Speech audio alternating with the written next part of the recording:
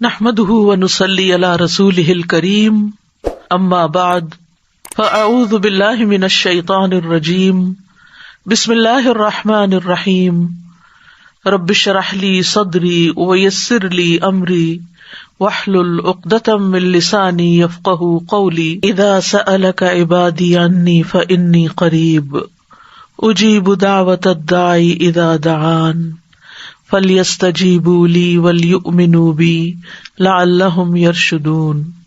اور جب میرے بندے آپ سے میرے بارے میں سوال کریں تو کہہ دیجئے بے شک میں قریب ہوں، میں پکارنے والے کی پکار کا جواب دیتا ہوں۔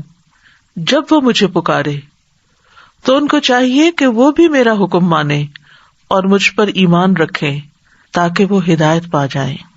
آیت نمبر ہے 116 سورۃ النساء۔ ان اللہ لا یغفر، بے شک اللہ معاف نہیں کرے گا، نہیں بخشے گا، کس چیز کو؟ ان یشرک بہ، کہ اس کے ساتھ شرک کیا جائے، ویغفر، اور بخش دے گا، ما دون ذالک، جو اس کے علاوہ ہوگا، لیکن کس کو؟ لمن یشاء، جس کو وہ چاہے گا۔ وَمَن یشرک باللہ، اور جو کوئی اللہ کے ساتھ شرک کرے، فقد ضل ضلالا بعیدا، تو وہ گمراہی میں بہت دور نکل گیا، بہت دور تک جا بھٹکا، اس کے پھر سیدھے رستے پر آنے کے چانسز بہت کم ہیں، اس کو منزل کا ملنا مشکل ہے۔ شرک کی تردید میں اگرچہ پیچھے بھی بہت سی آیات گزر چکی ہیں، لیکن یہ آیت بہت ہی اہم ہے، جس میں شرک کرنے والے کے لیے معافی کی کوئی امید نہیں۔ شرک کیا ہے؟ شرک ہے شریک کرنا، اللہ کے سوا کسی مخلوق کو عبادت، محبت، تعظیم میں اللہ کے برابر سمجھنا، اللہ تعالی کی مخصوص صفات میں مثلاً خالق، رازق، حاجت روا، مشکل کشا، اللہ تعالی کی ان صفات میں کسی اور کو شریک سمجھنا کہ کوئی اور بھی یہ سب کچھ کر سکتا ہے۔ قیامت کے دن مشرکین کیا کہیں گے؟ تاللہ ان کننا لفی ضلال مبین اذ نسویکم برب العالمین۔ اللہ کی قسم، بے شک ہم کھلی گمراہی میں تھے جب ہم تم کو رب العالمین کے برابر قرار دیتے تھے۔ یعنی اللہ کے برابر کسی کو قرار دینا، اس کی ذات میں، اس کی صفات میں، اس کے حقوق میں، اس کے اختیارات میں، یہی شرک کہلاتا ہے۔ شرک کو ظلم بھی کہا گیا ہے۔ ظلم کسی کے حق میں کمی کے لیے استعمال ہوتا ہے۔ اللہ کا حق کیا ہے؟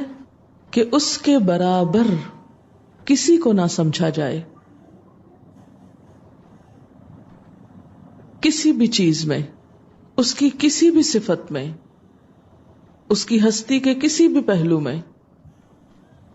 اور اگر کوئی ایسا کرے تو وہ ایسے گناہ کا ارتکاب کر رہا ہے کہ جس کی معافی نہیں۔ یاد رکھیے کہ گناہ کئی قسم کے ہیں۔ کچھ ایسے ہیں جو انسان بھول چوک میں خطا کر جاتا ہے اور پھر اس کے بعد نیکی کرتا ہے تو ہر نیکی خطا کو مٹاتی بھی ہے۔ ان الحسنات یذہبن السیئات۔ کچھ گناہ ایسے ہیں کہ جن کے لیے صرف نیکی کرنا کافی نہیں، بلکہ ان کی بطور خاص معافی مانگنا بھی ضروری ہے۔ جب انسان ان گناہوں پر معافی مانگتا ہے تو وہ معاف ہو جاتے ہیں۔ کچھ گناہ ایسے ہیں کہ جن پر صرف معافی بھی کافی نہیں، جب تک کہ انسان ان حقوق کی ادائیگی نہ کرے جو وہ کسی کے حق میں مار رہا ہے، مثلا کسی کی چوری کی یا کسی پہ الزام تراشی کی. تو ایسے میں جب تک وہ چیز صاحب حق کو واپس نہ کی جائے، اس کا نقصان نہ پورا کیا جائے، اس شخص سے معافی نہ مانگی جائے، جیسے حقوق العباد میں کوتاہی، تو اس وقت تک وہ گناہ معاف نہیں ہوتے. تو شرک بھی ان گناہوں میں سے ایک گناہ ہے کہ جس پر انسان جب تک سچے دل سے معافی مانگ کر پھر آئندہ کے لیے وہ کام چھوڑ نہیں دیتا، اس وقت تک معافی نہیں ہو سکتی. شرک سب سے بڑا گناہ. حدیث پاک میں ہے، آپ نے فرمایا کہ سب سے بڑا گناہ یہ ہے کہ تو اللہ کے ساتھ کسی کو شریک کرے حالانکہ اس نے تجھ کو پیدا کیا ہے. شرک کرنے کا نقصان کیا ہے؟ انسان یہ سوچ سکتا اچھا نہیں معافی تو نہ سے، اب ہم کیا کریں؟ نہیں، معافی مانگنا ہے. اور نہ مانگنے کی صورت میں نقصان کیا ہے؟ قرآن پاک میں آتا ہے، سورۃ المائدہ آیت 72، انہ من یشرک باللہ فقد حرم اللہ علیہ الجنۃ ومأواہ النار وما للظالمین من انصار. کہ جو بھی اللہ کے ساتھ شرک کرے، اللہ نے اس پر جنت کو حرام قرار دیا ہے. شرک کا سب سے بڑا نقصان کیا ہے؟ کہ شرک کرنے والے پر جنت حرام، ومأواہ النار، اور اس کا ٹھکانہ آگ ہے، وما للظالمین من انصار، اور ان ظالموں کے لیے کوئی مددگار نہیں. نبی صلی اللہ علیہ وسلم نے فرمایا، جو کوئی اس حال میں مرے کہ وہ اللہ کے سوا کسی اور کو پکارتا ہو تو وہ جہنم میں داخل ہوگا. یعنی کوئی شخص اس حال پہ مر جائے کہ وہ اللہ کے علاوہ دوسروں کو بھی پکارتا ہے. پھر یہ اگلا پوائنٹ کہ شرک کے ساتھ نیک اعمال فائدہ نہیں دیتے. شرک نیک اعمال کو آگ کی طرح جلاتا چلا جاتا ہے. قرآن پاک میں اللہ تعالی نے حضرت ابراہیم، اسحاق، یعقوب، داؤد اور سلیمان علیہم السلام سمیت 18 پیغمبروں کا نام لے کے فرمایا، وَلَوْ أَشْرَكُوا لَحَبِطَ عَنْهُمْ مَا كَانُوا يَعْمَلُونَ. اگر یہ سب شرک کرتے، 18 انبیاء جن میں یہ بڑے بڑے انبیاء شامل ہیں، تو کیا ہوتا؟ لَحَبِطَ عَنْهُمْ مَا كَانُوا يَعْمَلُونَ. تو ان کے بھی اعمال ان سے ضائع ہو جاتے، خواہ کوئی پیغمبر ہی کیوں نہ ہو. لیکن اگر وہ بھی شرک کرے تو اس کے بھی اعمال ضائع ہو سکتے ہیں. معاشرے میں شرک پھیلتا کیسے ہے؟ شرک کی جڑ کیا ہے؟ شرک کہاں سے آتا ہے؟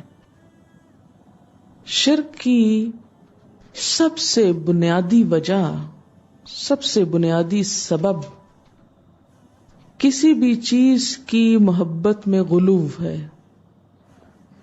کسی بھی نیک انسان، کسی بھی پیغمبر کی محبت میں غلو. غلو کیا ہے؟ حد سے بڑھنا. حد سے بڑھنے سے مراد کیا ہے؟ کہ انسان اس انسان میں اٹک کر اللہ کے احکام کو بھول جائے، اللہ کی حدود کو پامال کرنے لگے، اس انسان کی محبت اللہ کی محبت سے بڑھ جائے. قوم نوح کی مثال آپ کے سامنے ہے کہ ان کے بڑے بڑے بت ود، سواع، یغوث، یعوق، نصر، ان کو وہ پوجتے تھے. اور یہ کن کے بت تھے؟ ان کی قوم کے بزرگان دین کے، نیک لوگوں کے. کہ ان کے ہاں جب کوئی شخص بہت نیک ہوتا اور اپنی نیکی میں بہت مشہور ہو جاتا تو پھر لوگ اس کو، اس کی بات کو اللہ کی بات کے برابر قرار دینے لگتے یا اس سے بھی بڑھ کے. اور جب وہ فوت ہو جاتا تو اس کا بت بنا کے پوجنے لگتے. اور کیا کہتے کہ انہوں نے ہم کو خدا سے ملایا ہے، لہذا ہمارے خدا یہی ہیں. ہاں؟ جیسے اردو کا بھی ایک شعر ہے نا، شاید سنا ہو آپ نے، حقیقت میں دیکھو تو خواجہ خدا ہے، خواجہ کے در پہ سجدہ روا ہے. ایک قوالی کا شعر ہے. اب یہ کیوں کہتے ہیں؟ خواجہ معین الدین چشتی کی طرف اشارہ ہے. حقیقت میں دیکھو تو خواجہ خدا ہے. خواجہ کو خدا کیسے بنا لیا انہوں نے خود سے؟ کیونکہ پہلے وہ خواجہ سے امپریس ہوئے، ان کی عبادت سے، ان کے دین سے، ان کے تقوی سے، پھر ان سے محبت کرنے لگے، پھر محبت عقیدت میں بدلی، عقیدت شرک میں بدل گیا. اس کا یہ مطلب نہیں کہ کسی سے محبت نہیں کرنی چاہیے. جہاں اللہ کی خاطر کی ہوئی محبت انسان کو عرش الہی کے سائے تلے جگہ دے گی، وہاں اس محبت میں حد سے بڑھنا. حد سے بڑھنے سے مراد کیا ہے؟ کہ اللہ کے حکم کو پیچھے چھوڑ دینا اور اس کے حکم کو آگے لے آنا. اللہ کو سجدہ کرنے کی بجائے ان کو سجدہ کرنے لگنا، اللہ سے دعا مانگنے کی بجائے ان کے آگے دعائیں مانگنے لگنا، اللہ کی محبت سے بڑھ کر ان سے محبت کرنے لگنا. کیونکہ قرآن پاک میں آتا نا، والذین آمنوا اشد حبا للہ، وہ لوگ جو ایمان لائے اللہ کی محبت میں سب سے زیادہ شدید ہوتے ہیں. اس کا یہ مطلب نہیں ہے کہ کسی انسان سے محبت نہیں ہونی چاہیے یا زیادہ محبت نہیں ہونی چاہیے. آپ دیکھیں کہ جیسے نبی صلی اللہ علیہ وسلم کی محبت ہے تو آپ کی محبت جو ہے وہ ایمان کا حصہ ہے. کوئی شخص اس وقت تک مومن ہی نہیں ہو سکتا جب تک کہ وہ آپ صلی اللہ علیہ وسلم کو اپنے والدین سے، اپنی اولاد سے، تمام انسانوں سے بڑھ کر محبت نہ کرے. لیکن اس محبت کی لمٹ کیا ہے؟ سب انسانوں سے زیادہ، لیکن اللہ کے برابر نہیں. کیونکہ اگر برابر آ گئے تو یہی شرک ہو گیا. یا اللہ سے بڑھ کر بھی نہیں، کیونکہ بعض اوقات کیا ہوتا ہے اللہ سے بھی بڑھا دیتے ہیں. جیسے حال ہی نے کہا تھا نا کہ پیغمبروں کا رتبہ خدا سے بڑھائیں. مثلاً عیسائیوں کے ہاں شرک کہاں سے آیا؟ حضرت عیسیٰ علیہ السلام کی محبت میں وہ اس حد تک بڑھے ان کی عقیدت اور احترام میں کہ انہیں خدا کا بیٹا بنا دیا. کسی بھی نیک انسان کی محبت ایک پسندیدہ عمل ہے. جیسے وہ شعر ہے، احب الصالحین ولست منہم، میں نیک لوگوں سے محبت رکھتا ہوں حالانکہ میں ان میں سے نہیں ہوں. یعنی اپنے آپ کو نیک نہیں سمجھتا. کس امید پر؟ لعل اللہ یرزقنی صلاحا، شاید اللہ مجھے بھی نیکی کی توفیق دے. کیونکہ انسان جس سے محبت کرتا ہے اسی کے نقش قدم پہ چلتا ہے. اور اس کا صلہ کیا ہے کسی نیک انسان سے محبت کرنے کا؟ حدیث پاک میں آتا ہے، المرء مع من احب، انسان اسی کے ساتھ ہوگا جس سے وہ محبت کرتا ہوگا. صحابہ کرام کہتے ہیں کہ اس حدیث کو سن کر ہمیں اتنی خوشی ہوئی کہ شاید اس سے پہلے کبھی ہوئی ہو، کیونکہ ہم حضور صلی اللہ علیہ وسلم کو اپنی جان مال ہر چیز سے بڑھ کے چاہتے تھے، آپ سے بہت زیادہ محبت رکھتے تھے. اسی طرح بعد کے ادوار میں بھی، یعنی آپ صلی اللہ علیہ وسلم کا مقام تو آپ کا ہے، پھر اس کے بعد ہم دیکھتے ہیں جیسے اہل بیت ہیں، آپ صلی اللہ علیہ وسلم کے گھر والے، پھر اس کے بعد دیگر نیک لوگ ہیں، صالحین، جس کے پیچھے ذکر پڑا نا، من النبیین والصدیقین والشہداء والصالحین. تو کسی بھی صالح انسان، کسی بھی نیک انسان جس کو آپ نیک سمجھتے ہو، اصل نیکی تو اللہ ہی کو پتا ہے کسی کی. ہم کسی سے کیا معاملہ کرتے ہیں صرف اس کے ظاہر پر، دلوں کا حال ہم نہیں جانتے کہ کوئی اندر سے کیا ہے. لہذا کسی بھی انسان جس کو آپ نیک سمجھتے ہو اور اس سے آپ محبت رکھتے ہو، خواہ وہ موجودہ دور کا ہو یا پچھلے دور کا ہو، اس میں کوئی برائی نہیں. مثلاً آپ دیکھتے ہیں کہ بعض اوقات جب ہم مسلم ہیروز میں مختلف صحابہ یا صحابیات کا پڑھتے ہیں تو ہماری آنکھوں سے آنسو آ جاتے ہیں. بعض اوقات ہمارے دل میں ان کے لیے ایک بہت محبت پیدا ہوتی. اس میں کوئی حرج نہیں. نیک لوگوں سے محبت کرنا، ان کے راستے پہ چلنا، ان کے طریقوں کو اپنانا، ان کو اپنا آئیڈیل بنانا، اس میں کوئی برائی نہیں ہے. کیوں؟ اس لیے کہ قرآن پاک میں آتا ہے، اہدنا الصراط المستقیم صراط الذین انعمت علیہم، ہمیں سیدھا راستہ دکھا، ان لوگوں کا راستہ جن پر تو نے انعام کیا. یعنی جنہیں تو نے ہدایت دی، جو تیری طرف جاتے ہیں، تجھ سے ملاتے ہیں، تجھ سے جوڑتے ہیں. تو کوئی ایسا انسان، خواہ ماضی کا ہو، خواہ حال کا ہو، خواہ کسی ملک شہر کا ہو، کوئی بھی انسان جس سے تعلق آپ کو اللہ کی محبت میں اضافے کا سبب بنے، اللہ تعالی کے قرب کا سبب بنے، وہ ساری محبت کیا ہے؟ جائز ہے اور پسندیدہ ہے اور ایک طرح سے عبادت ہے. ایسی ہی محبت عبادت ہے، ہر محبت عبادت نہیں ہوتی. اچھا جی، یہ میں ایک عام جو ہمارے معاشرے میں کانسیپٹ ہے اس کی طرف اشارہ کر رہی ہوں. پھر اس کے بعد اس میں احتیاط کس چیز کی ضروری ہے کہ اگر ہم کسی بھی انسان سے اللہ کے لیے محبت کرتے ہوں تو کبھی ایسا نہ ہو کہ اس انسان کی کسی غلط بات کو ہم صحیح کہنے لگے، یا اس کے کسی غلط عمل کو ہم صحیح کہیں اور اس تعصب میں مبتلا ہو کر اس کے حق میں دلائل دینے شروع کر دیں کہ نہیں چونکہ یہ بات فلاں نے فرمائی ہے اور فلاں میرا پسندیدہ ہے، لہٰذا اگر وہ غلط بھی کہے گا تو میں اس کو بھی صحیح سمجھوں گا. نہیں، کوئی بھی انسان جب اللہ اور اس کے رسول صلی اللہ علیہ وسلم کی بات سے ٹکراتی ہوئی بات کہے تو اس کی بات نہیں لی جائے گی، خواہ والدین ہی کیوں نہ ہو، اولاد ہی کیوں نہ ہو، استاد ہی کیوں نہ ہو، کوئی اور انسان ہی کیوں نہ ہو. کیونکہ جہاں محبت عبادت ہے وہاں محبت میں اعتدال سے بڑھنا شرک کی طرف لے جاتا ہے.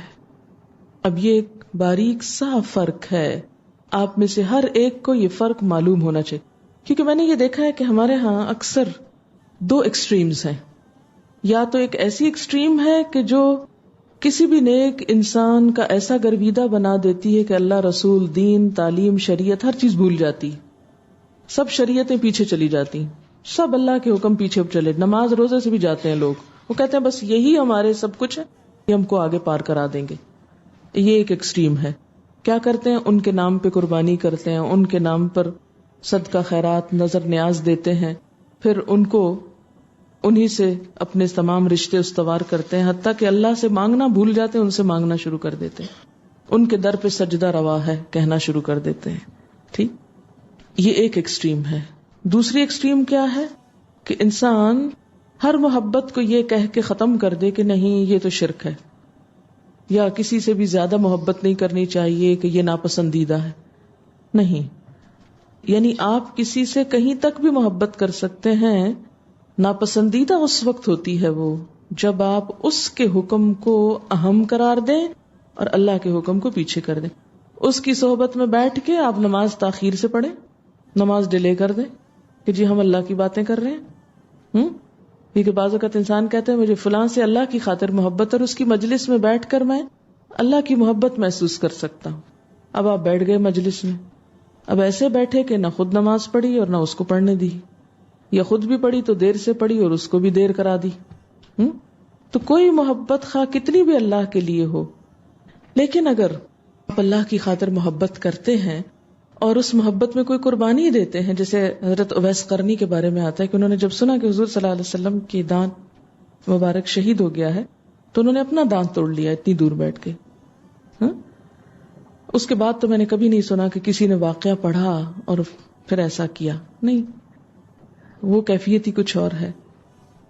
تو یہ محبت کی انتہا تھی، آخری درجے تک کی تھی، جس میں اتنی بڑی قربانی. اپنا دانت توڑ کے اپنی شکل بگاڑنا کوئی آسان نہیں ہے، لیکن ان کے لیے مشکل نہیں تھا کیونکہ وہ اس محبت میں انہوں نے کیا تھا.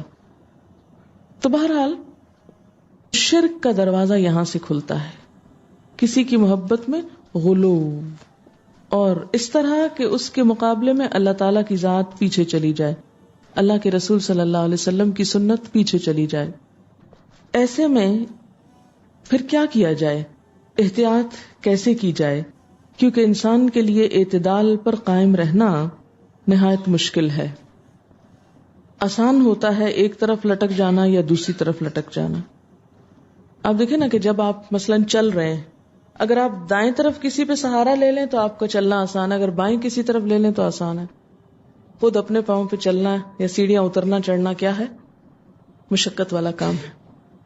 لیکن یہی اعتدال اللہ کو پسندیدہ ہے کہ آپ نہ ادھر جھکیں، نہ اس انتہا پہ نہ اس انتہا پہ، بلکہ اس کے برعکس اعتدال پہ قائم رہیں.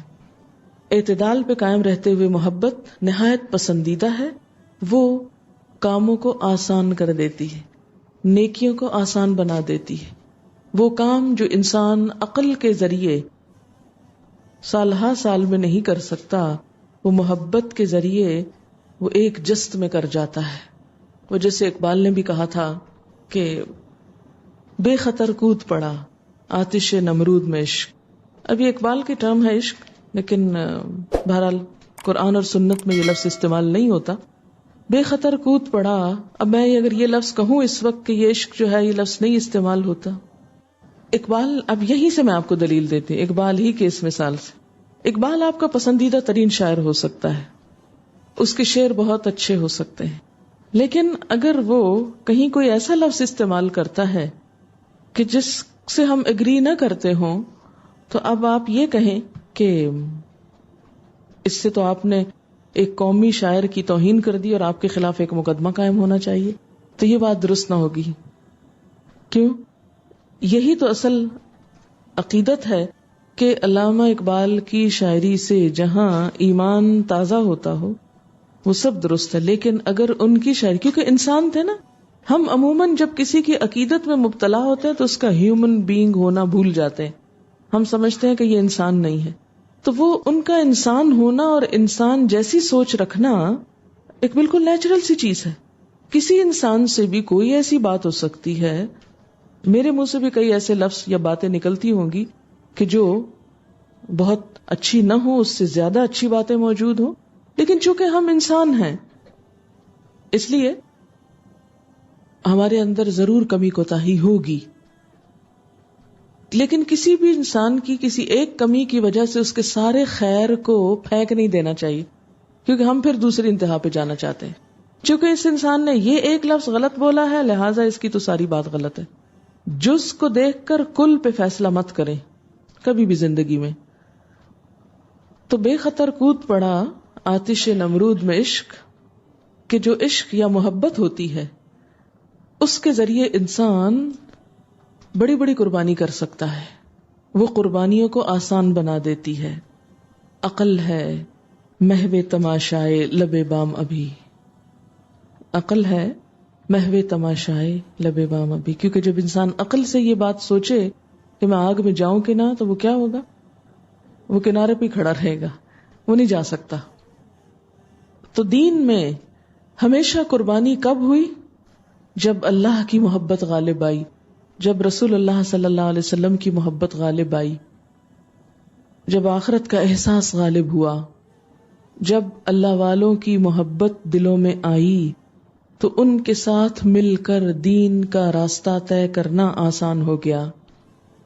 آپ جب تنہا ایک راستے پر ہوتے ہیں پریشان ہوتے ہیں، لیکن جب آپ دوسروں کے ساتھ مل کر چلتے ہیں تو اس میں خوشگواری آتی ہے، آسانی ہو جاتی ہے.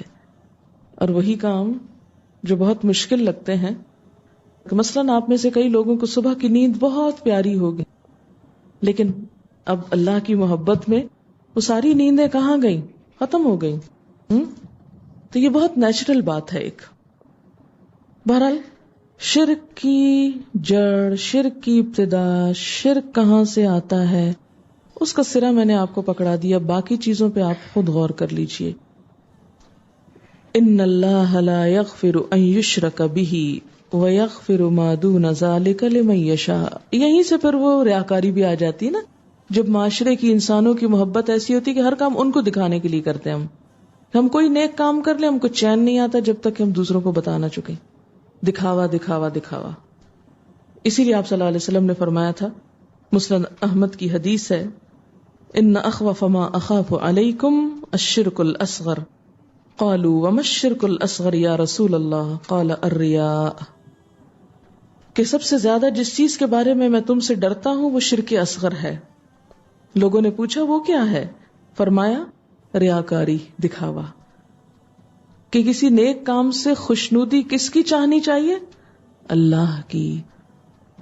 یعنی اچھے کام کسی انسان کی خوشی کے لیے نہیں، کسی انسان سے تعریف پانے کے لیے نہیں، کسی انسان سے کچھ فائدہ اٹھانے کے لیے نہیں، دنیا کی تعریف کے لیے نہیں، بلکہ خالصتاً اللہ کی رضا کے لیے. اور ہم کس کو خوش کرنے لگتے ہیں؟ لوگوں کو، کہ ہم اتنا اچھا کام کریں کہ لوگ خوش ہو جائیں، واہ واہ کیا اچھا کام کیا، کتنا قابل انسان ہے. لیکن جب انسان اپنا ٹارگٹ بس اتنا ہی رکھتا ہے نا، اچیومنٹ، بس یہی اچیومنٹ. آج میں جب آ رہی تھی تو راستے میں سوچ رہی تھی اسی موضوع پر، شرکی کے بارے میں، تو میں سوچ رہی تھی کہ بعض اوقات مثلاً ایک طالبہ بہت محنت کرتی ہے اچھے نمبر لینے کے لیے، اس نے گول اچیو کر لیا، اچھے نمبر مل گئے، ٹھیک، لیکن اس کو ایک محدود لمیٹڈ فائدہ ملا. ایک دوسرا شخص ہے، وہ اچھی طرح پڑھ رہا ہے، محنت کر رہا ہے اچھا عمل کرنے کے لیے، خوبصورت عمل کے لیے، بہترین عمل کے لیے. اس کا عمل زیادہ اچھا ہو گیا. اس کا فائدہ کتنا ہوا اس کو؟ لامحدود، بے پناہ، ان گنت. شیطان کا فتنہ یہی ہے کہ وہ ہمیں بہترین سے نیچے لے آتا ہے کہ زیادہ اچھا کام نہ کرو، بس تھوڑا تھوڑا کیا کرو. اگر انسان زیادہ اچھے کام کرنے لگے تو اس کے ہاتھ سے تو سب نکل جائے. نیک کام کر کے بھی بعض اوقات ہم اسی کے ہاتھ میں رہتے ہیں. جب ہماری نیت کسی اچھے کام میں اللہ کی رضا نہیں ہوتی، لوگوں کی خوشنودی ہو جاتی ہے. اسی لیے اس چیز کو بھی شرک قرار دیا گیا. وَمَن يُشْرِكْ بِاللَّهِ فَقَدْ ضَلَّ ضَلَالًا بَعِيدًا. اور جس نے شرک کر لیا وہ تو بہت دور نکل گیا گمراہی میں، بہت زیادہ بھٹک گیا، بہت دور چلا گیا. اور جب کوئی کسی رستے پر بہت دور چلا جائے، یعنی اپنا اصل ایڈریس چھوڑ کر کسی اور طرف نکل گیا اور بہت دور چلا گیا، تو پھر انسان عموماً کیا سوچتا ہے؟ چلو اب ادھر ہی گھر بنا لیتے ہیں، اب وہ اصل منزل تو گئی، چلو اب یہی ٹھیک ہے. تو یہ ایسا ہی ہے جیسے کیلے کے چھلکے پر پھسل کر انسان ادھر ہی لیٹ جائے. ان يدعون من دونه الا اناثا. اب عربوں کے شرک کی ایک قسم بتائی گئی. نہیں وہ پکارتے، یعنی شرک میں کیا آتا ہے؟ غیر اللہ کو پکارنا. نہیں وہ پکارتے اللہ کے سوا، من دونہ سے مراد کیا ہے؟ اللہ کے سوا. الا اناثا، مگر دیویوں کو. دیویاں، دیو کی مونس نہیں، دیوتا کی ہے. ایک دیو ہوتا ہے نا اور ایک دیوتا ہوتا ہے، ٹھیک. تو دیویوں کو پکارتے ہیں. دیویوں سے مراد کون ہے یہاں؟ لات، عزا، منات، نائلہ، اساف. یہ نام ہے ان کی دیویوں کے. یہ کون تھے دیویاں ان کی؟ کہتے ہیں کہ دراصل وہ فرشتوں کو پوجتے تھے، اور فرشتوں کو وہ عورتیں سمجھتے تھے، اور فرشتوں کو اللہ کی بیٹیاں سمجھ کر ان کی پوجا کرتے. وَإِن يَدْعُونَ، اور نہیں وہ پکارتے، إِلَّا شَيْطَانًا مَرِيدًا، مگر سرکش شیطان کو. یعنی اصل میں تو وہ کس کو پکارتے ہیں؟ یہاں کسی کو پکارنا کس لیے؟ مدد کے لیے. اچھا آپ کہیں گے اوہ پھر تو میں ہر روز کسی نہ کسی کو پکارتی ہوں، ادھر آؤ، میرا یہ کام کر دو، یہ مجھے بتاؤ. دن میں آپ پتہ نہیں کتنی دفعہ لوگوں کو پکار رہے ہوتے ہیں، بائی نیم پکار رہے ہوتے ہیں، او فلاں ادھر آؤ. تو کیا یہ شرک ہو گیا؟ یا کسی سے مدد لینا شرک ہو گیا؟ کیا آپ نے غیر اللہ سے مدد لے لی؟ آپ کو چاہیے تھا گھر بیٹھ کے اللہ تعالیٰ سے کہتے اللہ تعالیٰ میں تو صرف آپ کو پکارتی ہوں، لہٰذا آپ بندوبست کر دیں کہیں سے. نہیں، یہ شرک نہیں ہوتا. اسباب کا اختیار کرنا شرک نہیں. اسباب کا، مادی اسباب کا اختیار کرنا شرک نہیں. مادی اسباب کیا ہوتے ہیں؟ انسان مادی چیز ہے. کسی انسان کو کہنا ادھر آؤ، یہ نیچے چیز گر گئی اٹھا دو مجھ کو، یہ شرک نہیں ہے. آپ نے پکارا ایک کو اور اس سے مدد طلب کی، اس نے آپ کی مدد کر دی. تو پھر کون سا پکارنا شرک ہوا؟ اور پکارنے میں کیا پکارنا شرک ہے؟ وہ پکارنا جو غائبانہ طور پر ہو، اسباب کے بغیر ہو، غیبی ذرائع سے. مثلاً آپ میں سے کوئی یہ کہے، جیسے میں اسلام آباد گئی تھی تو آپ میں سے کوئی آ کے یہ کہے کہ آج رات میں نے میڈم کو پکارا اور وہ غائبانہ طریقے سے آئیں اور انہوں نے مجھے اگلا سبق پڑھا دیا، جبکہ میرا وجود وہاں تھا. اب یہی شرک ہے کہ ایک شخص کا وجود کہیں ہے اور ہم اس کو کیا سمجھ رہے ہیں کہ نہیں وہ ہمارے پاس اور ہماری مدد کر رہا ہے، وہ ہمارے ساتھ ساتھ ہے اور وہ غائبانہ طریقے سے ہماری مدد کرتا ہے.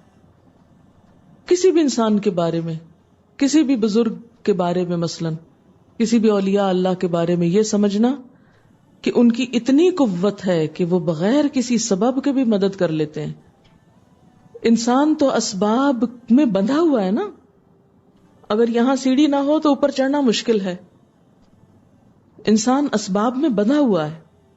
لیکن اگر کسی کے بارے میں یہ سمجھا جائے کہ وہ کسی سبب کے بغیر وہ کام کر لیتا ہے تو یہاں سے شرک کا دروازہ کھلتا ہے.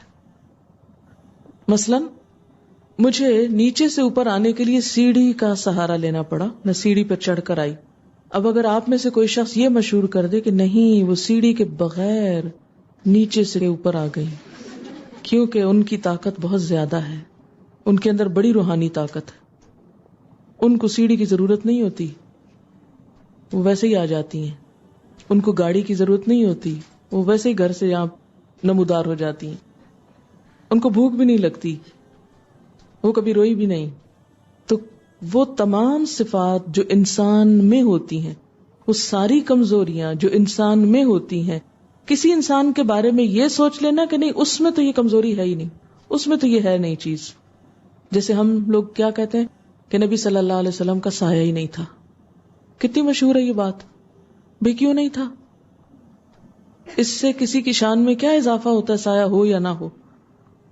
پھر اسی طرح تو گویا اسباب کے ساتھ کسی سے مدد لینا، کسی کو کہیں کہ آپ مجھے لکھ دیں، تو اس نے قلم اٹھایا اور لکھ دیا. آپ کوئی کہے کہ نہیں وہ قلم کے بغیر لکھ لیتا ہے، تو یہ چیز جو ہے اس میں شرک ہونے لگتا ہے.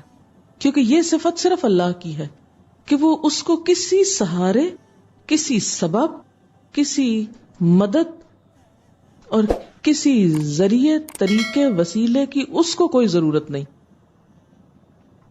کہ وہ کسی چیز کے ہاتھوں مجبور ہو، کہ وہ اس کے سہارے کے ساتھ کام کرے. پھر سوال یہ پیدا ہوتا ہے کہ کیا ہمارے ہاں بھی شرک پایا جاتا ہے ہمارے معاشرے میں؟ اللہ تعالیٰ فرماتے، میں نہیں کہتی کچھ بھی، آپ نے کیوں فتویٰ دے دیا؟ ہم کو خود نہیں فتوے دینے چاہیے، قرآن سے پوچھنا چاہیے. اللہ تعالیٰ فرماتے ہیں وَمَا يُؤْمِنُ أَكْثَرُهُمْ بِاللَّهِ إِلَّا وَهُمْ مُشْرِكُونَ، اور ان میں سے اکثر اللہ کو مانتے ہیں مگر اس طرح کہ اس کے ساتھ دوسروں کو بھی شریک کر لیتے ہیں. اس لیے بہت ہی کیئرفل رہنے کی ضرورت ہے. اسی وجہ سے آپ صلی اللہ علیہ وسلم کی امت میں سے 70,000 لوگ ایسے ہوں گے جو بے حساب جنت میں بھیجے جائیں گے. وہ کون ہوں گے؟ جو شرک نہ کریں گے. کسی شخص کے مشرک ہونے کی یا شرک پر ہونے کی علامت کیا ہے؟ اب یہ علامتیں دوسروں میں خدا کے لیے نہ ڈھونڈے، اپنے اندر ڈھونڈے. یہ ٹیسٹ ایک دے رہی ہوں اور یہ ٹیسٹ بھی قرآن ہی سے ہے. کیا علامت ہے؟ قرآن پاک میں آتا ہے وَإِذَا ذُكِرَ اللَّهُ وَحْدَهُ، جب ایک اللہ کی بات کی جاتی اشمئزت قلوب الذین لا یؤمنون بالآخرہ، تو ان لوگوں کے دل جو آخرت پر ایمان نہیں لاتے تنگی محسوس کرتے کہ بس صرف اللہ کی بات کریں، کسی بزرگ کی کرامت نہیں بولی جا رہی، کسی کے معجزے کا ذکر نہیں، کسی اور کی طاقت نہیں، بس صرف اللہ کی طاقت بتاتے ہیں. وَإِذَا ذُكِرَ الَّذِينَ مِن دُونِهِ إِذَا هُمْ يَسْتَبْشِرُونَ، وہ خوش کب ہوتے ہیں؟ جب اللہ کے سوا اوروں کا ذکر کیا جاتا ہے تو خوش ہو جاتے ہیں. اب ہم میں سے ہر ایک صرف اپنے دل پہ جھانکے، کیونکہ یہ دل کا معاملہ نا کہ ہم کس کے ذکر سے خوش ہوتے ہیں اور کس کے ذکر پر خوشی نہیں ہوتی. یہ کسی اور کو نہیں پتا چل سکتا، یہ دل کی کیفیت کا نام ہے. مراد اس سے کیا ہے کہ جب کسی قوت، طاقت، قدرت، بڑائی، علم، کسی بھی ایسی صفت کا ذکر ہوتا ہے جو ہم کہیں کہ صرف اللہ ہی ایسا کر سکتا ہے تو ناراض ہوتے ہیں کہ یہ کیوں کہتے ہیں آپ کہ صرف اللہ کر سکتے، وہ فلاں بزرگ بھی کر سکتے ہیں، وہ نبی بھی کر سکتے ہیں، وہ بھی کر سکتے ہیں، وہ بھی. تو یہاں سے پتہ چل جاتا ہے کہ دال میں کالا ہے. جو ایمان والا ہوتا ہے وہ صرف اللہ پہ بھروسہ کرتا ہے. وَعَلَى اللَّهِ فَلْيَتَوَكَّلِ الْمُتَوَكِّلُونَ، اللہ ہی پر توکل کرنے والوں کو توکل کرنا چاہیے. ایک اور جگہ پر ایمان والوں کو اللہ پر بھروسہ کرنا چاہیے. اب دیکھیں کہ مشرکین مکہ جو تھے، جن کو مشرک کہا گیا، وہ بھی اللہ کو مانتے تھے، اللہ کو الہ مانتے تھے. ان کا شکوہ کیا تھا حضور صلی اللہ علیہ وسلم سے؟ ناراضگی کیا تھی؟ اجعل الآلہۃ الہا واحدا ان ھذا لشیء عجاب. اس نے تو سب الہوں کا بس ایک ہی الہ بنا دیا، سب کو ختم کر کے بس ایک ہی خدا بتاتا ہے. یہ تو بڑی عجیب بات ہے. مشرکین کو بھی جب کہا جاتا تھا کہ اللہ کے سوا کسی اور کو نہ پکارو، کسی سے مدد نہ مانگو کہ وہ غائبانہ طور پہ تمہاری مدد کرے گا، کسی اور سے ایسی محبت نہ کرو جیسی اللہ سے کی جانی چاہیے، تو وہ کیا کہتے تھے؟ نہیں، ما نعبدہم، ہم ان کی نہیں عبادت کر رہے، الا لیقربونا الی اللہ زلفا، مگر اس لیے کر رہے ہیں کہ وہ ہمیں اللہ سے قریب کرتے ہیں. ہم تو ان کو کس لیے چاہتے ہیں، ان سے مدد کس لیے مانگتے ہیں کہ وہ ہمیں اللہ سے قریب کرتے ہیں. اور کیا کہتے تھے؟ وَيَقُولُونَ، وہ کہتے هَؤُلَاءِ شُفَعَاؤُنَا عِندَ اللَّهِ، یہ ہمارے سفارشی ہوں گے اللہ کے پاس. ہم تو ان سے اس لیے عقیدت رکھتے ہیں. ایک ہوتا ہے بزرگوں سے، بزرگان دین سے، نیک لوگوں سے صرف عقیدت رکھنا، اور ایک یہ کہ عقیدت پلس اطاعت اللہ کی کرنا، یعنی ان سے محبت رکھنا لیکن ان کی نیکیوں کی طرح نیکی کرنے کی کوشش کرنا. یہ دوسری چیز تو جائز ہے، لیکن محض عقیدت اس لیے رکھنا کہ یہ ہماری سفارش کریں تو یہ درست نہ ہوگا. ما نعبدہم الا لیقربونا الی اللہ زلفا وہؤلاء شفعاء. یہ الگ الگ آیتیں ہیں، دوسری سورۃ یونس کی، پہلی سورۃ زمر کی تھی. ویقولون ہؤلاء شفعاؤنا عند اللہ، کہتے ہیں یہ اللہ کے ہاں ہمارے سفارشی ہیں. مشرکین مکہ بے جان بتوں کی پوجا کرتے، ان کے نام پہ قربانی کرتے، ان کے آگے سجدہ کرتے. خانہ کعبہ میں جب طواف ہوتا تو اس میں 360 بت رکھے ہوئے تھے، اس کے ارد گرد گھومتے پھرتے. تو اس پر ان کی سخت مذمت کی گئی کہ جب اللہ کا گھر ہے تو باقی سب کو نکال دو، آگے سے ہر چیز کو ہٹا دو. اسی لیے تصویر کی ممانعت ہے کہ جہاں وہ ہو وہاں سجدہ نہ کرو، کیونکہ یہیں سے پھر شرک آیا. یہ جو بہت زیادہ اس پہ سختی بعض اوقات ملتی ہے نا، کہ آپ پریشان ہونے لگتے ہیں کہ کیوں اتنا، تصویر کیا کہتی ہے، ہمارے پیاروں ہی کی تو ہیں جو گھر میں لٹک رہی ہیں، تو کیا وجہ ہے کہ ہم نماز نہ پڑھ سکے وہاں؟ کیونکہ یہ عمل ملتا جلتا ہے نا مشرکین کے عمل سے، کہ وہ کیا کرتے تھے کہ بتوں کو سامنے رکھ کے عبادت کرتے تھے. تو اسلام نے آ کے اس چیز سے منع کیا کہ کوئی ایسا کام کیا جائے جس سے پھر اسی شرک کی طرف امت چل پڑے. اور وہ بے جان بتوں کی عبادت کرتے تھے. اور ہماری امت میں بھی کیا ہوتا ہے کہ فوت شدہ بزرگان کے نام پہ قربانی ہوتی ہے، ان کے مزاروں پہ جا کے خاص طور پر ذبح کیا جاتا ہے، یا صدقہ خیرات کیا جاتا ہے، یا ان کے نام پر مال دیا جاتا ہے، یا بھینسوں کا دودھ جمع کر کے پتہ نہیں کون سی کچھ کیا جاتا ہے، کھیر پکائی جاتی ہے اور کھائی جاتی. بہت سے طریقے ہیں. اور اس میں کیا کہتے ہیں کہ ان کی روح کو خوش کرنے کے لیے. بھی کس لیے خوش کرنا ہے ان کو؟ خوش تو اللہ کو کرو کسی بھی نیکی کے کرنے. اگر آپ کوئی کام مجھے خوش کرنے کے لیے نیکی کا کر رہے ہیں کہ میں نماز پڑھوں تاکہ میڈم خوش ہو جائیں، تو یہ نماز کوئی نماز ہے کہ جو آپ مجھے خوش کرنے کو پڑھ رہے ہیں؟ میں کون ہوتی ہوں اس بارے میں جو عبادت اللہ کی اس پر میری خوشی دیکھی جائے؟ یہ تو ظلم ہے نا، ظلم. جب عبادت اللہ کی تو خوشی بھی اللہ ہی کی، کسی انسان کی نہیں. تو کسی کے ڈر سے نماز پڑھ لے انسان، یا کسی کی خاطر، کسی کی شرم و شرمی کہ یہ کیا کہے گا. اگر آپ پڑھتے ہیں تو پڑھیں، ہر جگہ پڑھیں. نہیں پڑھتے تو صرف کسی کی خاطر نہ پڑھیں کہ اللہ کی شرم تو ہم کو نہ ہو مگر بندوں کی شرم ہو ہم کو. یہی شرک ہے نا پھر، کہ بندوں کو ہم نے زیادہ اہمیت دے دی اللہ کی نسبت. نصارہ ہوں، یہود ہوں یا مشرکین مکہ ہوں، ان سب کی اصل بنیادی خرابی کیا تھی کہ شرک کرتے تھے. اور اسلام میں سب سے پہلے جس چیز کی اصلاح ہونی چاہیے وہ کیا ہے؟ شرک کا خاتمہ. کیونکہ حضرت معاذ بن جبل جب یمن جا رہے تھے تو آپ نے جو ان کو نصیحتیں کی تھی وہ کیا تھی کہ سب سے پہلے لوگوں کو کس طرف بلاؤ؟ اللہ کی طرف بلاؤ، پھر نماز، پھر زکوٰۃ، پھر اور چیزیں. تو پہلا کام لوگوں کو اللہ سے جوڑنا، اللہ کا تعارف کرانا، اللہ کی محبت محسوس کرانا، اللہ کا خوف پیدا کرنا، اللہ کا احساس پیدا کر دینا. یہ تبلیغ کا سب سے پہلا نقطہ ہے. ورنہ اگر آپ لوگوں کو نمازیں سکھاتے رہے اور کام سکھاتے رہے اور دل میں وہ شرک کرتے رہے تو نمازیں بھی ضائع ان کی اور باقی چیزیں بھی ضائع. پھر اسی طرح بعض اوقات اللہ کی صفات میں شرک کیا جاتا ہے. صفات میں مثلا اللہ تعالیٰ غیب جانتا ہے تو ہم یہ سمجھے کہ فلاں نجومی صاحب بھی غیب جانتے ہیں. یہ آیت ہے سورۃ جن کی جس میں آتا ہے عالم الغیب، اللہ تعالیٰ عالم الغیب ہیں، فلا یظہر علی غیبہ احدا، وہ اپنے غیب پر کسی کو بھی مطلع نہیں کرتے. غیب کا کلی علم صرف اللہ کے پاس ہے.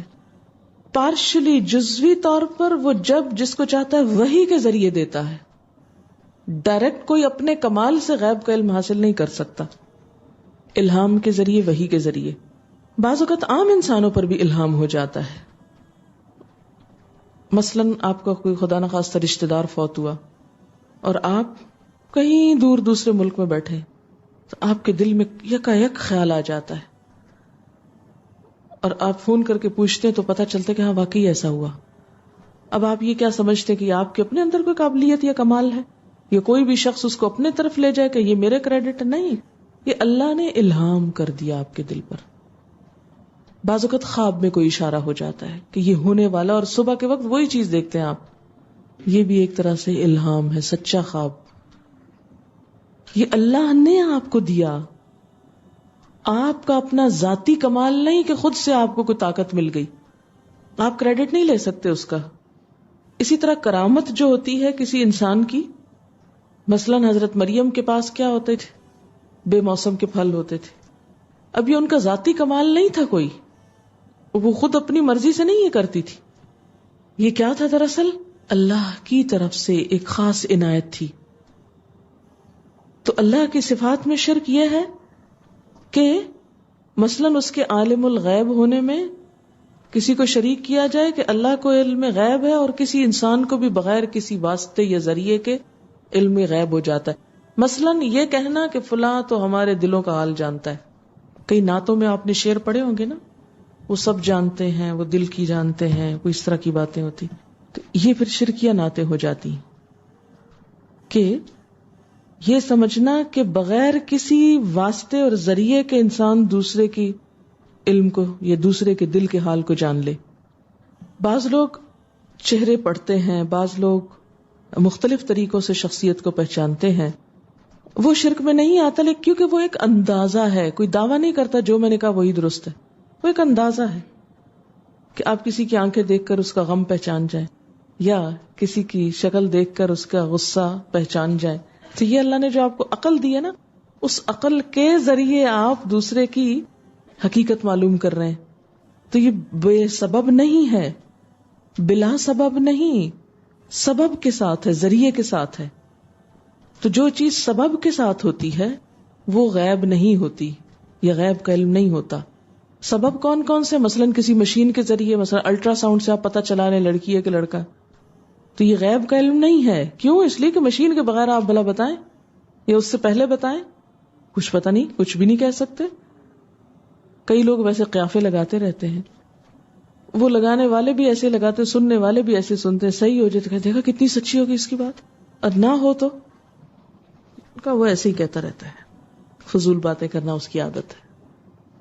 تو اس سے کیا پتہ چلتا ہے کہ اللہ کی صفات میں کسی کو شریک نہیں کرنا چاہیے. پھر اسی طرح مثلاً وہ رازق ہے تو کسی اور کو اپنا رازق سمجھ لینا کہ فلاں انسان مجھے رزق دیتا ہے. نہیں، اللہ ہی دیتا ہے. مثلاً آپ کہیں کہ میری زمینیں میرے رزق کا سبب ہے. آباد علاقے اجڑ جاتے ہیں جب پانی نہیں برستا، زمین پانی نہیں نکالتی، انسان ختم ہو کے رہ جاتے ہیں. ایتھوپیا میں جو کچھ ہوا یہ کیوں ہو گیا؟ اگر آپ رزق دیتے تھے تو کدھر سو گئے آپ؟ چل کے دیتے نا سب کو، ان کو مرنے نہ دیتے آپ، لیکن آپ نہیں بچا سکے. تو جب تک اللہ نے دیا وہ خوشحال ہوئے، زندہ رہے، سب کچھ ہوا. اس نے پانی روک دیا، جیسے قرآن میں آتا ہے کہ ان اصبح ماؤکم غورا فمن یاتیکم بماء معین، اگر وہ تمہارا پانی زمین میں گہرائی میں لے جائے تو بہتا پانی کون لائے گا؟ کوئی نہیں لا سکتا. اس کے علم میں کوئی شریک نہیں، اس کی صفت رازقیت میں کوئی شریک نہیں، اس کی صفت خالقیت میں کوئی شریک نہیں. آپ نے دیکھا ہوگا بعض اوقات کہ بالکل صحیح سلامت ٹھیک ٹھاک ہوتے ہوئے شوہر اور بیوی کوئی بچہ نہیں ہوتا، کوئی کمی نہیں لیکن اولاد نہیں. بعض اوقات علاج کے باوجود نہیں. اسی طرح کسی کو سمجھنا کہ صحت وہ مجھ کو دیتا ہے، نہیں، اللہ کے سوا کوئی صحت نہیں دے سکتا، شافی وہی ہے. آپ کہیں نہیں ڈاکٹر صحت دیتا ہے، ڈاکٹر ایک ذریعہ ہے، وہ دوا دیتا ہے، صحت نہیں دیتا. وہ سبب استعمال کر رہا ہے، صحت اللہ دیتا ہے. اگر ڈاکٹر صحت دیتے تو دنیا میں کوئی نہ مرتا. کیوں وینٹیلیٹرز پر بھی لوگ مر جاتے ہیں؟ کیوں؟ ساری جدید سہولتیں ہونے کے باوجود پھر ہم کوستے رہتے ہیں ڈائگنوسس صحیح نہیں تھا، ان کی یہ مسئلہ تھا، انہوں نے یہ نہیں یہ کرنا تھا. وہ سب باتیں رہ جاتی ہیں. اصل بات یہ ہے کہ زندگی ختم ہو چکی ہوتی. اسی طرح کسی کو سمجھنا کہ وہ آپ کی مشکلیں آسان کرتا ہے غیبی طریقے سے، کہ آپ مشکل میں تھے اور یکایک کوئی غیبی طریقے سے کوئی بزرگ آپ کو نظر آئے اور انہوں نے آپ کا مسئلہ حل کر دیا. یہ بھی ہمارے معاشرے میں بہت خیال پایا جاتا ہے بعض اوقات. ٹھیک ہے، اللہ تعالیٰ فرشتوں کو بھیج سکتا ہے اور ہو سکتا ہے وہ کسی انسان کی شکل میں آئے، لیکن آپ اس کو کوئی خاص انسان بنا لے، نہیں وہ فلاں تھا، یہ غلط ہوگا. کئی دفعہ لوگ کہتے ہیں نا کہ ہم سڑک پہ جا رہے تھے، یکایک ایک بزرگ نظر آیا ہم کو. سنی یہ بات کبھی؟ میں نے تو کئی دفعہ سنی ہے، دیکھا نہیں کبھی آج تک، لیکن سنا بہت دفعہ ہے. تو ہم یہ نہیں کہتے وہ جھوٹ بولتے ہیں، ہو سکتا ہوگا. اللہ نے غیبی مدد بھیجی، وہ انسان خود نہیں آیا. اور ہو سکتا فرشتہ ہو جو انسان کی شکل میں، جیسے جنگ احد میں بدر میں فرشتے اترے تھے. لیکن یہ سمجھنا کہ کوئی شخص خود سے ایسا کر لیتا ہے، خود پہنچ جاتا ہے فلاں اور فلاں کی مدد کے لیے، تو یہ شرک ہو جائے گا. قرآن پاک میں آتا ہے قل فمن يملك من الله شيئا ان اراد ان يهلك المسيح ابن مريم وامه ومن في الارض جميعا. اے رسول صلی اللہ علیہ وسلم، آپ کہہ دیجئے کہ اگر اللہ مسیح ابن مریم، ان کی والدہ اور زمین کے تمام لوگوں کو ہلاک کرنے کا ارادہ کرے تو کون ہے جسے اللہ کے مقابلے میں ذرا سا بھی اختیار ہو کہ ان کو ہلاکت سے بچا لے؟ جس کا مطلب ہے کہ اللہ کی طاقت کے مقابلے میں کسی کی طاقت نہیں. لیکن ہم کیا کہتے ہیں؟ خدا جو پکڑے چھڑا لے محمد.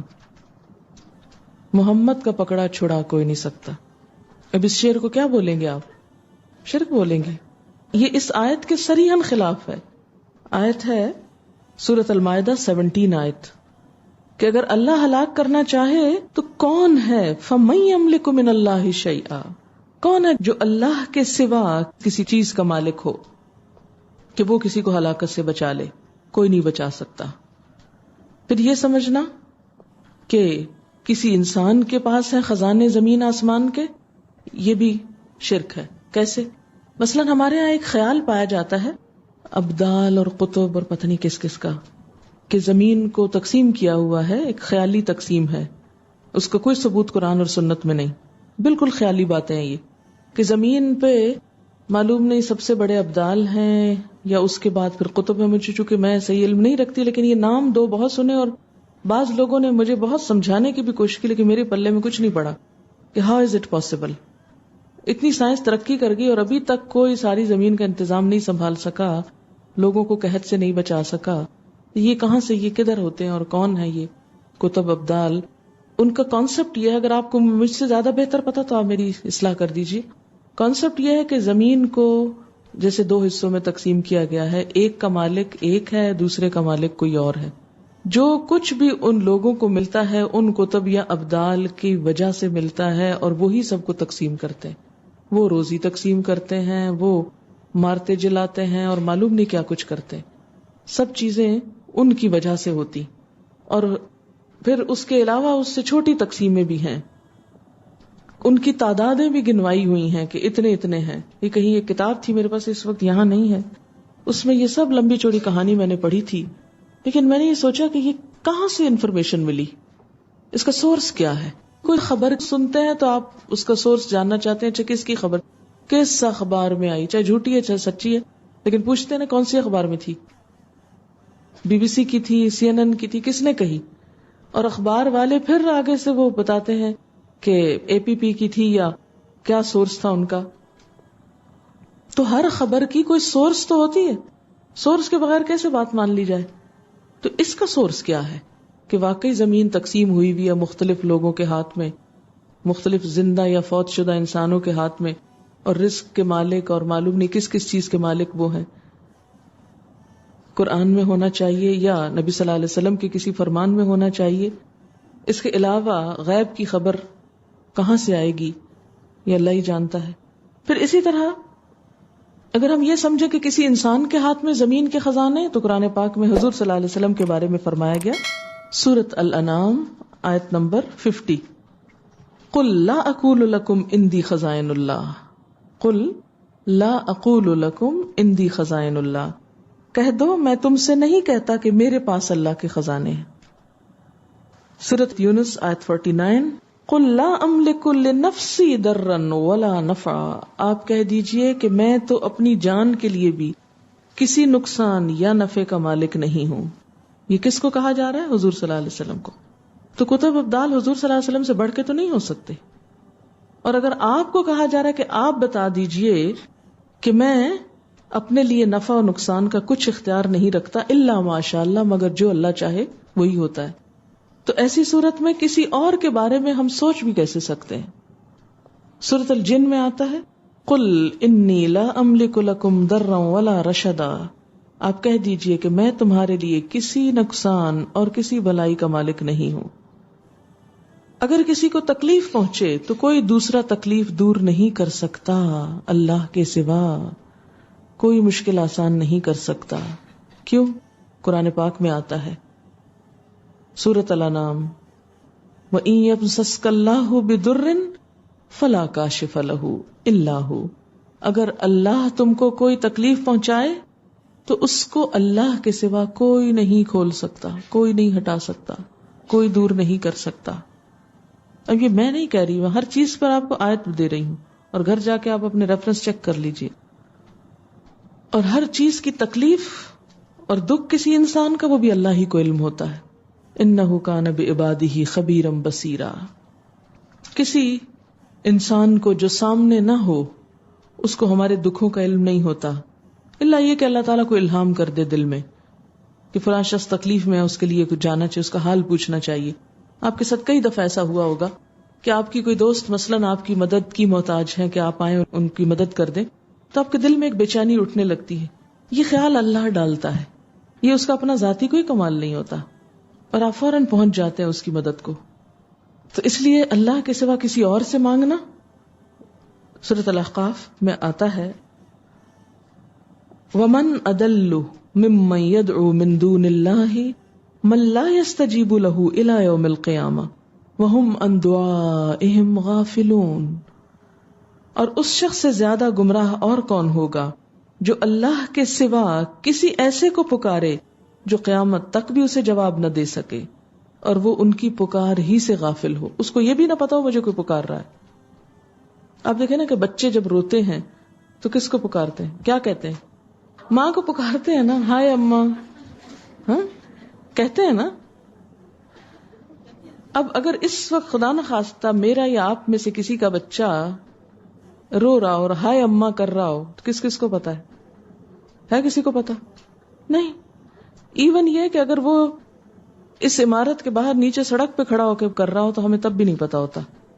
آپ جب گھر جاتے ہیں کہتے ہیں اچھا کیا ہوا اس کو، کیوں رویا، کتنا رویا، کب رویا. بھی اگر آپ کو پہلے سے پتا ہو تو آپ یہ باتیں کیوں پوچھیں؟ ایسا کیوں ہے؟ اس لیے کہ ہماری سننے کی، دیکھنے کی، بولنے کی قوت محدود ہے. اور آپ کتنے بھی نیک ہوں، کبھی ہو سکتا ہے اللہ تعالیٰ آپ کو کوئی آواز سنوا دے اپنی قدرت سے، تو وہ بھی اللہ کی اصل قدرت ہے. بعض اوقات ایسے ہوتا ہے نا کہ آپ کو یوں کسی کا رونا سنائی دے رہا ہوتا ہے، فیلنگ ایسی آ رہی ہوتی ہے، ایسی ہوتی ہیں مثالیں. اب ان مثالوں کو جھٹلا بھی نہیں سکتے ہم کہ نہیں یہ تو غلط ہی کہہ رہا ہے، اس کو تو ہیلوسینیشن ہو رہی ہے. کیسے یہ کیا ہوتا ہے کہ اللہ اپنی قدرت سے جس کو جو چاہے سنوا دے. تو پھر قدرت اصل میں کس کی؟ اللہ ہی کی قدرت ہے کہ وہ چاہے تو ہو سکتا ہے کسی کو بھی دے دے کچھ بھی عنایت کر دے، لیکن وہ اس کا ذاتی کمال نہ ہوگا، وہ اصل قدرت اللہ ہی کی ہوگی. دکھوں میں تکلیفوں میں کون دعا سنتا ہے؟ قرآن پاک میں آتا ہے امن یجیب المضطر اذا دعاہ ویکشف السوء، کون ہے جو مصیبت زدہ کی دعا سنتا ہے جب وہ اس کو پکارے، اور کون اس کی تکلیف کو دور کرتا ہے. پوچھا گیا ہے تو جواب آپ کو دینا ہوگا، اللہ. نبی صلی اللہ علیہ وسلم تو اپنے بارے میں فرماتے ہیں وَلَوْ كُنْتُ أَعْلَمُ الْغَيْبَ، اگر میں غیب جانتا ہوتا لَاسْتَكْثَرْتُ مِنَ الْخَيْرِ، تو میں اپنے لیے بھلائیاں کثرت سے جمع کر لیتا. وَمَا مَسَّنِيَ السُّوءُ، اور مجھے کوئی تکلیف نہ آتی. یہ بھی سورۃ الاعراف کی آیت ہے. اب سوال یہ پیدا ہوتا ہے کہ حضور صلی اللہ علیہ وسلم اگر عالم الغیب نہیں تو وہ مستقبل کی پیشن گوئیاں کیسے کی انہوں نے؟ آپ کی کئی پیشن گوئیاں ہیں نا، مثلاً یہ کہ میری امت 73 فرقوں میں بٹ جائے گی، مثلاً یہ کہ ایک حدیث میں آتا نا ایک وقت ایسا آئے گا کہ عرب کا صحرا ہے یہ پھر سے گل و گلزار بن جائے گا، باغ بن جائے گا. تو یہ ساری جو پیشن گوئیاں آپ نے مستقبل کی وہ کیا تھی کہ آپ کے پاس وحی آتی تھی. ابھی ریسنٹلی ایک مجلس میں ایسا ہوا، کسی بھی مجلس کی جو بات ہوتی ہے نا وہ امانت ہوتی ہے، تو کسی دوسری جگہ اس کو بائی نیم کوٹ نہیں کرنا چاہیے، اس لیے میں مجلس کا نام تو نہیں لوں گی. لیکن ایک مجلس میں ایسا ہوا کہ کچھ گفتگو ہو رہی تھی کسی سے، تو ایک شخص نے کہا کہ آپ جو قرآن کی بات کرتی ہیں تو بتائیے قرآن کس نے لکھا تھا؟ یہ سو کالڈ مسلمز ہیں، مجھے سمجھ نہیں آتی وہ اپنا مسلمان کیوں کہتے ہیں، وہ کچھ اور کہہ لیں، کیا مشکل ہے، ان کو کوئی پکڑ تھوڑے لے گا. لیکن مسلمان بھی ہوتے ہیں پھر کہتے ہیں اچھا قرآن کس نے لکھا؟ بتایا کہ بھی کاتبین وحی نے لکھا، اور حضور صلی اللہ علیہ وسلم نے ان کو لکھوایا. تو خیال ان کا کیا تھا کہ اس میں شک بھی ہو سکتا ہے اپنے پاس سے لکھوا دیا ہو کچھ. وحی کا کیا ثبوت ہے؟ پروف کرو کہ وحی ہے. وحی کا پروف اللہ نے ہر بندے کے دل میں رکھا ہے. آپ میں سے ہر ایک کے ساتھ یہ ایکسپیرینس ہوتا ہوگا کہ ایک چیز جو ہونے والی ہے اس کا خیال آپ کو پہلے سے دل میں آ جائے. آتا ہے کہ نہیں؟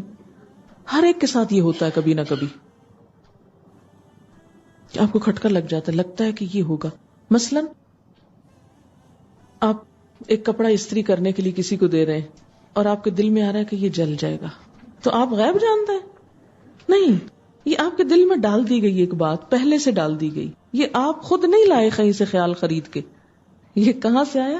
بس اللہ نے یک ڈال دیا دل میں. کہ سکس سینس جسے بولتے ہیں آپ، چھٹی حس بتاتی ہے کچھ. یہ بھی علم غیب نہیں ہوتا، یہ چھٹی حس ہر وقت بھی نہیں بتاتی. بعض اوقات خود اپنا بندے کا ہاتھ پاؤں ٹوٹنے والا ہوتا ہے اور اس کی چھٹی حس اس کو کچھ نہیں بتا رہی ہوتی کہ ابھی تمہارے اوپر کیا آنے والا ہے، کیونکہ اگر اس کو پتا چل جائے تو وہ کام ہی نہ کرے. تو یہ چھٹی حصہ یا ساتویں ان سب کے دائرے محدود ہیں، اور وہ صرف اللہ کے اذن سے اتنی دیر کے لیے کسی کے لیے کچھ اشارے کی طرح کوئی کوند آتی اور ختم ہو جاتی. اور اس کو بھی جب تک وہ ہو نہ چکے اس خیال کو بھی آپ کیا نہیں کرتے، سرٹیفائی نہیں کرتے، سچ نہیں سمجھتے، ہے نا. مثلاً آپ کے دل میں خیال ہے کہ کہیں یہ نہ ہو جائے، اچھا آپ کیا کرتے ہیں؟ اپنے آپ کہتے ہیں نہیں ایسے ہی تم تو ہر وقت ایسے سوچتی رہتی، یہ تمہارا وسوسہ ہے، ایسے ہی تمہارا خیال ہے. لیکن پھر آپ دیکھیں وہ ہو جاتی وہ چیز، پھر آپ کیا کہتے ہیں؟ دیکھا میں نے کہا تھا نا یہ ہو جائے گا. پھر تو یہ باتیں بس خیال ہوتے ہیں، کبھی سچ ہو جاتے ہیں کبھی نہیں. ہمارے خیال ہوتے ہیں لیکن پیغمبر کے محض خیال نہیں ہوتے. ان کے لیے قرآن میں کیا آتا ہے کہ وما ينطق عن الهوى، سورت کون سی ہے؟ النجم، کہ وہ اپنی خواہش نفس سے بات نہیں کرتے، یعنی اپنے خیالوں کی بات نہیں کرتے پیغمبر. ان هو الا وحی یوحی، وہ تو وحی ہوتی ہے جو کی جاتی ہے. اس لیے کسی پیغمبر کا مقابلہ عام انسان نہیں کر سکتے. اس کے بارے میں آتا ہے نا قرآن پاک میں وما کان اللہ لیطلعکم علی الغیب وَلَكِنَّ اللَّهَ يَجْتَبِي مِن رُّسُلِهِ مَن يَشَاءُ فَآمِنُوا بِاللَّهِ وَرُسُلِهِ، اور اللہ تعالیٰ تم کو براہ راست غیب کی باتیں نہیں بتاتا، البتہ اپنے رسولوں میں سے جن کو چاہتا ہے غیب کے لیے چن لیتا ہے، لہٰذا تم اللہ اور اس کے رسولوں پر ایمان رکھو. یعنی جس کو چاہتا ہے چن لیتا ہے اور اس کو غیب کی خبریں دے دیتا ہے، کتنی؟ جتنی وہ چاہتا ہے. کلی غیب کوئی بھی نہیں جانتا، ہر وہ بات جو اللہ کو پتا ہے کسی کو بھی نہیں پتا کہ سب کو معلوم ہو، ہرگز نہیں. اور پھر رسول صلی اللہ علیہ وسلم کو جو باتیں غیب کے ذریعے بتائی گئی وحی کے تھرو، کیا کہا گیا؟ آپ اس کو آگے پہنچا دیجئے. اب وہ غیب نہ رہا. یا ایھا الرسول بلغ، آپ پہنچا دیجئے ما انزل الیک. کیونکہ بعض لوگوں کا خیال کیا ہے کہ نہیں، کچھ باتیں آپ نے نہیں پہنچائی تھی، وہ اپنے تک ہی رکھی تھی. نہیں، کیونکہ قرآن کا حکم ہے بلغ، پہنچا دو، ما انزل الیک، جو بھی آپ کی طرف اتارا گیا سب آگے دے دو. کیوں؟ وَإِن لَّمْ تَفْعَلْ، اگر آپ نے ایسا نہ کیا، فَمَا بَلَّغْتَ رِسَالَتَهُ، تو آپ نے اللہ کی رسالت کا حق ادا نہ کیا. آپ دیکھیں کہ اس کے باوجود کہ آپ کئی غیب کی باتیں بتاتے تھے اللہ کے اذن سے، لیکن بعض اوقات کئی چیزیں ایسی ہوئیں کہ جو آپ کے قریب تھی لیکن اس کے باوجود آپ کو خود سے نہیں پتا چلی.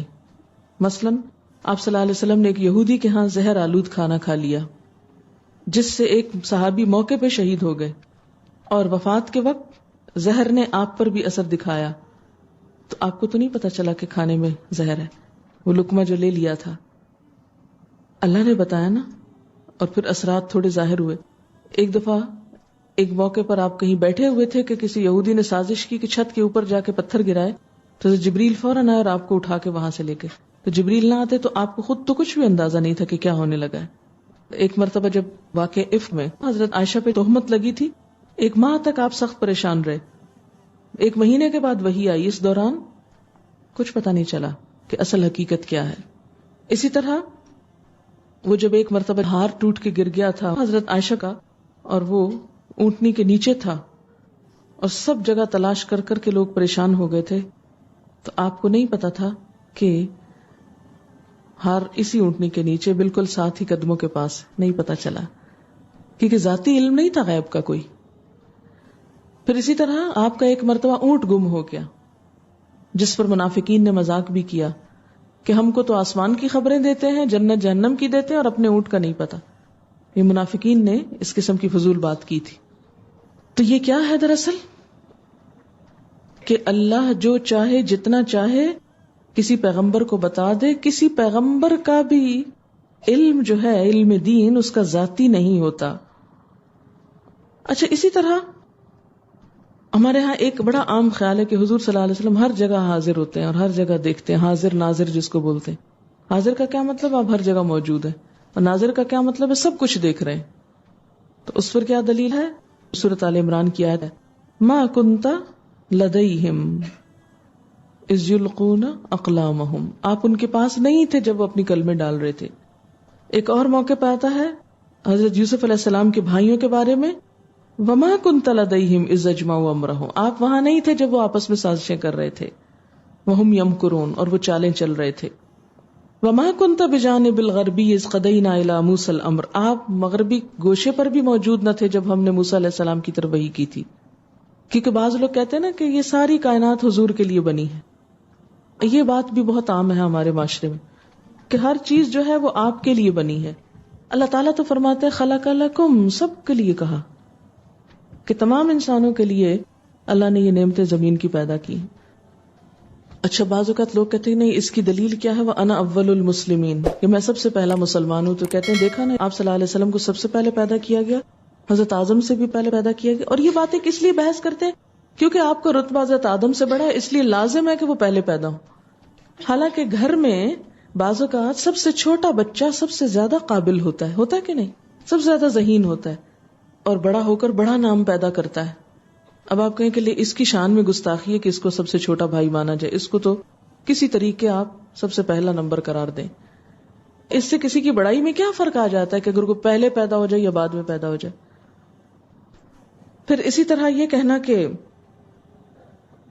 انا اول المسلمین سے یہ دلیل لینا، تو وہ حضرت موسیٰ اور ان کے ساتھیوں نے بھی کہا تھا ان کننا اول المومنین، کہ بے شک ہم پہلے ایمان لانے والے ہیں۔ کون پہلے؟ اللہ تعالیٰ نے جن و انس کو کس لیے بنایا؟ اس لیے نہیں کہ جو لوگ کہتے ہیں لولاک لما خلقت الافلاک، سنی ہوئی ہے یہ حدیث؟ یہ حدیث نہیں ہے، سرے سے نہیں ہے۔ یہ شعروں میں بھی آتا ہے لولاک کا شور نہ ہو۔ لولاک کا مطلب کیا ہے کہ اگر آپ نہ ہوتے، یعنی اللہ تعالیٰ نے فرمایا کہ اگر حضور صلی اللہ علیہ وسلم نہ ہوتے تو میں یہ زمین آسمان ہی نہ بناتا۔ میں نے زمین و آسمان کو اور سب مخلوقات کو آپ کی خاطر بنایا۔ یہ بات کچھ عقل کو بھی نہیں لگتی۔ چلے عقل کو تو ایک طرف رکھے نا، کیونکہ دین کے معاملے میں عقل کا کیا کام؟ ہم کہاں سے دیکھیں گے؟ پھر قرآن میں دیکھیں گے اس کا جواب۔ قرآن پاک میں آتا ہے وَمَا خَلَقْتُ الْجِنَّ وَالْإِنسَ إِلَّا لِيَعْبُدُونَ، کہ میں نے جن و انس کو کس لیے پیدا کیا ہے؟ کہ وہ میری عبادت کریں۔ اور آپ کی حیثیت کیا بتائی؟ وَمَا أَرْسَلْنَاكَ إِلَّا رَحْمَةً لِّلْعَالَمِينَ، ہم نے آپ کو سب جہان والوں کے لیے رحمت بنا کر بھیجا ہے۔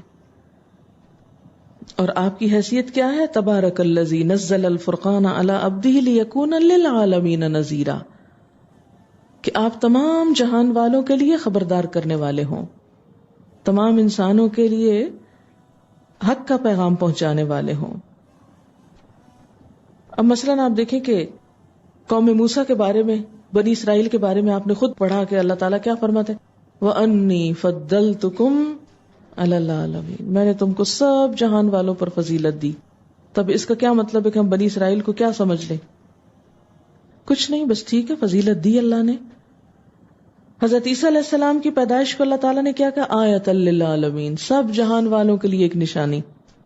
آپ کو فرمایا رحمت للعالمین، اور بنی اسرائیل کو کیا فرمایا؟ فضلتکم علی العالمین۔ تو اس سے کیا پتہ چلتا ہے کہ جب کوئی عالمین پر کوئی فضیلت یا رحمت یا نشانی ہو تو اس کا مطلب یہ نہیں کہ سارا جہان انہی کے لیے بنایا گیا۔ ہاں، یہ کسی نے لکھا ہے کہ علامہ اقبال یہ کہتے تھے کہ مجھ پر شعر وحی کی شکل میں آتے ہیں تو پھر نبوت کیوں نہیں آ سکتی؟ آپ دیکھیں صرف علامہ اقبال نہیں، ہر شاعر کیا کہتا ہے؟ وہ ایک لفظ ہے خاص، آمد۔ آمد کا کیا مطلب ہے؟ کوئی چیز آ رہی ہے، آ رہی ہے۔ تو اگر ایک شاعر پر شعر آتے ہیں تو ایک نبی پر آیات کیوں نہیں آ سکتی؟ یہ بات میں اس لیے کہہ رہی ہوں کہ جب کسی مجلس میں کوئی ایسی بات کر کے آپ کو شوق کر دے کہ کیا ثبوت ہے وحی کا، تو پریشان نہ ہو کہ ہائے اب ہم کہاں سے دکھائیں ان کو، جبریل کہیں سے آ جائے تو ہم کہیں یہ ہے ثبوت، وہ تو نہیں آئیں گے کہیں سے، آپ کے پاس تو نہیں آ سکتے وہ۔ لہذا اب کیا ہے کہ یہ دلائل ہے کہ اگر شاعر پہ شعر آ سکتے ہیں، آپ کو خیال آ سکتے ہیں، تو ایک نبی پر وحی کیوں نہیں آ سکتی؟ لیکن آمد ہر وقت نہیں ہوتی، جب آپ کا دل چاہے آپ ٹیپ کھول لیں اور آمد آنے لگے۔ وہ کب آتی ہے؟ اگر جو تکلف سے شاعر شعر بولتا ہے اس کو کیا کہتا ہے؟ آورد، کہ وہ کھینچ تان کے لا رہا ہے، اس میں فصاحت و بلاغت ہوتی ہی نہیں۔ پھر اسی طرح یہ سمجھنا کہ رزق بھی، اولاد بھی، یہ سب کچھ اللہ ہی دیتا ہے، عزت اور ذلت بھی اللہ ہی دیتا ہے۔ قل اللہم مالک الملک تؤتی الملک من تشاء وتنزع الملک ممن تشاء وتعز من تشاء وتذل من تشاء۔ اسی طرح بچوں کے بارے میں، بیٹیاں بیٹے اللہ دیتا ہے، اولاد وہ دیتا ہے۔ للہ ملک السماوات والارض یخلق ما یشاء یہب لمن یشاء اناثا ویہب لمن یشاء الذکور۔ اور ہمارے معاشرے میں لوگ بیٹے لینے کہاں جاتے ہیں؟ پھر اسی طرح رزق کی وسعت اور تنگی بھی اللہ کے ہاتھ میں۔ ہم کیا کہتے ہیں؟ کسی نے تعویذ کر دیا ہم پر، اس لیے ہمارا کاروبار ڈاؤن ہو گیا۔ یہ بہت زیادہ عام ہو گئی یہ بات کہ کسی نے ہم پہ کچھ کر دیا اس لیے ہمارا کاروبار ٹھپ ہو گیا۔ کسی کے کرنے سے کچھ نہیں ہوتا جب تک اللہ کا اذن نہ ہو۔ وہ جو ہاروت ماروت کا وہ ہوتا تھا نا، وہ ما یفرقون بہ بین المرء وزوجہ، میاں بیوی کے درمیان جدائی ڈالتے تھے، تو اس پر کیا ہوتا تھا؟ اس پہ اللہ تعالیٰ نے کیا فرمایا کہ اللہ کے اذن کے سوا وہ بھی کچھ نہیں کر سکتے تھے، چاہے کوئی لاکھ جادو کرے، لاکھ کلامیں پڑھے، لیکن جب تک اللہ نہ چاہے کوئی چیز نقصان نہیں دے سکتی ہرگز۔ اور اللہ سے مدد مانگتے رہنا چاہیے، جو احتیاطی تدابیر اللہ تعالیٰ نے بتائی ہیں، جو دعائیں پڑھنے کو کہیں ہیں وہ پڑھتے رہیے. نظر تو ٹھیک ہے، نظر تو ایسے ہی ہے جیسے کسی نے ڈنڈا مار دیا، یعنی نظر کی ریز. اب دیکھیں کہ نظر لگنا کہاں سے پروو کر سکتے ہیں؟ جیسے ایکس ریز ہوتی ہیں، الفا بیٹا گیما ریز ہوتی ہیں جس سے مختلف بیماریوں کے علاج کیے جاتے ہیں. پھر الٹرا وائلٹ ریز ہوتی ہیں جو انسان کے لیے نقصان دہ ہوتی ہیں. ان ریز کے ساتھ کیا ہو رہا ہے؟ تھراپی ہو رہی ہے، کڈنی سٹون نکالے جا رہے ہیں، آپریشنز ہو رہے ہیں. تو وہ بغیر کسی مادی سبب کے ریز کے ساتھ ہی ہو رہا ہے نا سب کچھ. تو ریز کا تو وجود ہے، ٹھیک ہے نا. تو نظر سے بھی ریز نکلتی. اگر ایک پتھر سے ریز نکل سکتی ہیں، اگر کسی دھات سے ریز نکل سکتی ہیں، کون سی دھات سے نکلتی ہیں؟ یورینیم. جی، اگر یورینیم سے ریڈیشن کے ذریعے ریز نکل سکتی ہیں تو کچھ آنکھوں سے بھی ریز نکلتی ہیں. اور اس میں کوئی شرک والی بات نہیں یہ کہنا کہ نظر لگ گئی ہے. اور اس میں بعض اوقات حسد کی نگاہ ہوتی ہے، بعض اوقات محبت کی بھی ہوتی ہے. اور آپ نے دیکھا ہوگا کہ اگر کوئی شخص آپ کو مسلسل گھورنا شروع کر دے تو آپ ہل جاتے ہیں. اس نے آپ کو آ کے ہاتھ سے تو کوئی نہیں ہلا، آپ کہاں سے ہلے؟ نفرتیں، محبتیں سب نگاہوں سے ٹپکتی ہیں. پھر اسی طرح کسی کو خوش کرنے کے لیے عبادت نہیں کرنی چاہیے. کوئی اچھا کام، کوئی نیک کام کسی انسان سے صلے یا جزا یا اس کی خوشنودی کے لیے نہیں ہونا چاہیے، کیونکہ جس نے دکھاوے کی نماز پڑھی اس نے شرک کیا، جس نے دکھاوے کا روزہ رکھا اس نے شرک کیا، جس نے دکھاوے کا صدقہ کیا اس نے شرک کیا. اسی طرح ڈرنا بھی اللہ سے چاہیے. فلا تخشوہم واخشونی، ان سے نہ ڈرو، مجھ سے ڈرو. محبت بھی اللہ سے کرنی چاہیے سب سے زیادہ. والذین آمنوا اشد حبا للہ. سب تعریف بھی اللہ کے لیے. الحمدللہ رب العالمین. اس کا مطلب نہیں کہ کسی انسان کی تعریف نہیں کرنی چاہیے. انسان کی تعریف کریں تو فوراً سوچیں کہ کیا شان ہے اس ذات کی جس نے یہ سب کچھ بنایا، یہ کسی انسان کو عطا کیا. فوراً اللہ کی طرف اس کو لے جائیں. پھر اسی طرح ہمیشہ زندہ رہنا یہ بھی اللہ تعالیٰ کی صفت ہے. کسی انسان کے بارے میں سمجھنا کہ اس کو موت نہیں آئے گی، جیسے کہ ہمارے ہاں بہت سارے لوگ کہتے ہیں کہ حضور صلی اللہ علیہ وسلم جو ہیں وہ فوت نہیں ہوئے. میں کبھی کبھی سوچتی ہوں کہ یہ کیوں کہتے ہیں؟ اگر آپ فوت نہیں ہوئے تھے، آپ کو غسل کیوں دیا گیا؟ آپ کو کفن کیوں پہنایا گیا؟ آپ کا جنازہ کیوں پڑھا گیا؟ آپ کو دفن کیوں کیا گیا؟ کیوں؟ یہ کام کس کے ساتھ ہوتے ہیں؟ زندہ انسان کے ساتھ. پھر آپ کہیں گے کہ کیا ہوا؟ آپ صلی اللہ علیہ وسلم کہاں ہیں؟ وہ اللہ تعالیٰ نے ان کے لیے جو خاص مقام رکھا تھا وہ وہاں چلے گئے. ان کے لیے بلند ترین مقام ہے، اعلیٰ ترین مقام ہے. لیکن یہ سوچنا کہ وہ زندہ ہیں اور ہماری باتیں سنتے ہیں اور ہماری مجلسوں میں آتے ہیں اور ہمارا حال جانتے ہیں، یہ اللہ کی صفات ہیں. کسی پیغمبر کی صفات یہ نہیں. اچھا، پھر آپ کہیں گے شہید کے بارے میں کیا خیال ہے؟ شہید زندہ ہوتے ہیں لیکن دنیا میں نہیں، عند ربہم، اپنے رب کے پاس. قرآن پاک میں کیا آتا ہے کہ شہیدوں کو کیا نہ کہو؟ لا تقولوا لمن يقتل فی سبیل اللہ اموات بل احیاء، بلکہ وہ زندہ ہیں. لیکن کہاں زندہ ہیں؟ سورۃ آل عمران کی آیت 169 میں آتا ہے بل احیاء عند ربہم، بلکہ وہ اپنے رب کے پاس زندہ ہیں. ان کی زندگی دنیا کی زندگی نہیں، کیونکہ دنیا کی زندگی ہو تو ان کو باہر ہی رکھ دیا جائے کہیں. عند ربہم، اور یرزقون، وہی رزق دیے جاتے ہیں. اور ساتھ ہی فرمائے بل احیاء ولکن لا تشعرون، وہ زندہ تو ہیں لیکن ان کی زندگی کا تم کو شعور نہیں، تم نہیں سمجھ سکتے کہ وہ کیا زندگی ہے. پھر اسی طرح یہ کہ شہید دنیا میں آتے ہیں واپس پلٹ کے. ظاہر ہے کہ کوئی بھی جا کر واپس نہیں آتا.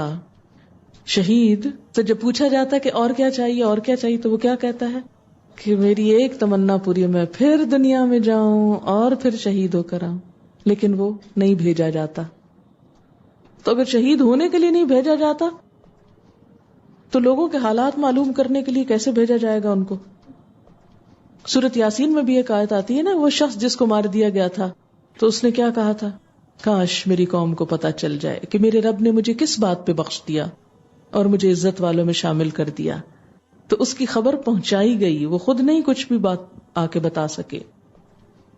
پھر اسی طرح بعض لوگ کہتے ہیں کہ جس طرح کسی بادشاہ سے ملنے کے لیے کوئی بیچ میں ہونا چاہیے، ایسے ہی اللہ تعالیٰ تک پہنچنے کے لیے کوئی بیچ میں ضرور ہونا چاہیے، اس کے بغیر نہیں وہاں جا سکتے. یہ بات وہی کہہ سکتا ہے جو اللہ تعالیٰ کو دنیا کا بادشاہ سمجھے، دنیا کے بادشاہوں کے جیسا بادشاہ سمجھے. جو شخص ایسا کرے کہ اللہ تعالیٰ کو عام بادشاہوں جیسا سمجھ لے تو وہ کیا ہے؟ اس نے تو ایک اور کام خراب کیا. اللہ کی ہستی، اللہ کی ذات کو کسی انسان سے تشبیہ نہیں دے سکتے. لیس کمثلہ شیء، اس جیسی کوئی چیز نہیں. فلا تضربوا للہ الامثال، اللہ کے لیے مثالیں مت بیان کرو. اس کے ہاں سفارش تو کی جا سکتی ہے لیکن جس کی وہ چاہے سنتا ہے. من ذا الذی یشفع عندہ الا باذنہ، اور سفارش کس کے لیے قبول ہوتی ہے؟ جس کے لیے اللہ چاہے. ولا تنفع الشفاعہ، سفارش نہیں کام آئے گی عندہ اس کے پاس، الا مگر لمن اذن لہ، جس کے لیے وہ اجازت دے. سفارش ہوتی بھی اس کے اذن سے ہے اور اس شخص کے لیے ہوتی جس کے لیے وہ اذن دیتا ہے، جس کے لیے وہ اجازت دے. لہذا یہ سمجھنا کہ ہم چاہے غلط کام کریں حضور صلی اللہ علیہ وسلم ہم کو چھڑا لیں گے، تو بالکل ایسے ہی نا کہ جیسے ذرا ایک لائن میں لگا لیں کچھ لوگوں کو، تصور میں لائیں ذرا میدان حشر، اللہ تعالیٰ کے عدالت ہے، کچھ لوگ لائن میں کھڑے ہیں، آپ صلی اللہ علیہ وسلم بھی ہیں، اور آپ فرما رہے کہ یا اللہ یہ شرابی ہے، پلیز اس کو معاف کر دیجئے، یہ رشوت لیتا تھا، اس کو ذرا آگے جنت میں بھیج دیجئے، یہ قاتل تھا، اس کو آپ جنت میں کر دیجئے، یہ جھوٹا تھا، اس کو بھی بخش دیجئے، اس نے کبھی نماز نہیں پڑھی تھی، اس کو بھی چھوڑ دیجئے. کیا ایسے ہی سفارش ہوگی؟ ہوگی؟ کہیں نہیں لکھا کہ ایسے ہوگی، لیکن ہم ایسی ہی سفارش سمجھتے ہیں. چاہے جھوٹ بولو، رشوت لو، کسی کا حق مارو، کسی کو تانے دو، کسی کی بیک بائٹنگ کرو، کیا ہے؟ حضور صلی اللہ علیہ وسلم ہم سب کے لیے سفارش کر دیں گے اور ہم سب آگے چلے جائیں گے. کیا آپ سوچ سکتے ہیں کہ آپ صلی اللہ علیہ وسلم اس طرح کریں گے کہ ان کی امت اس طرح کی سیاہ کار ہو، جو دل میں آئے کرے، کوئی ایک بات نہ مانے اللہ رسول کی، نہ اللہ کے آگے جھکے، نہ اس کے دل میں غریبوں کی محبت ہو، نہ ہی وہ کسی انسان کا احترام کرے، ماں باپ کی عزت نہ کرے، رشتہ داروں کو پوچھے نہ.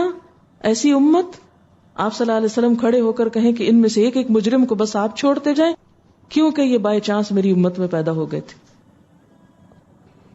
قرآن میں آتا ہے جس کے حق میں اجازت ملے گی صرف اس کے لیے سفارش ہوگی.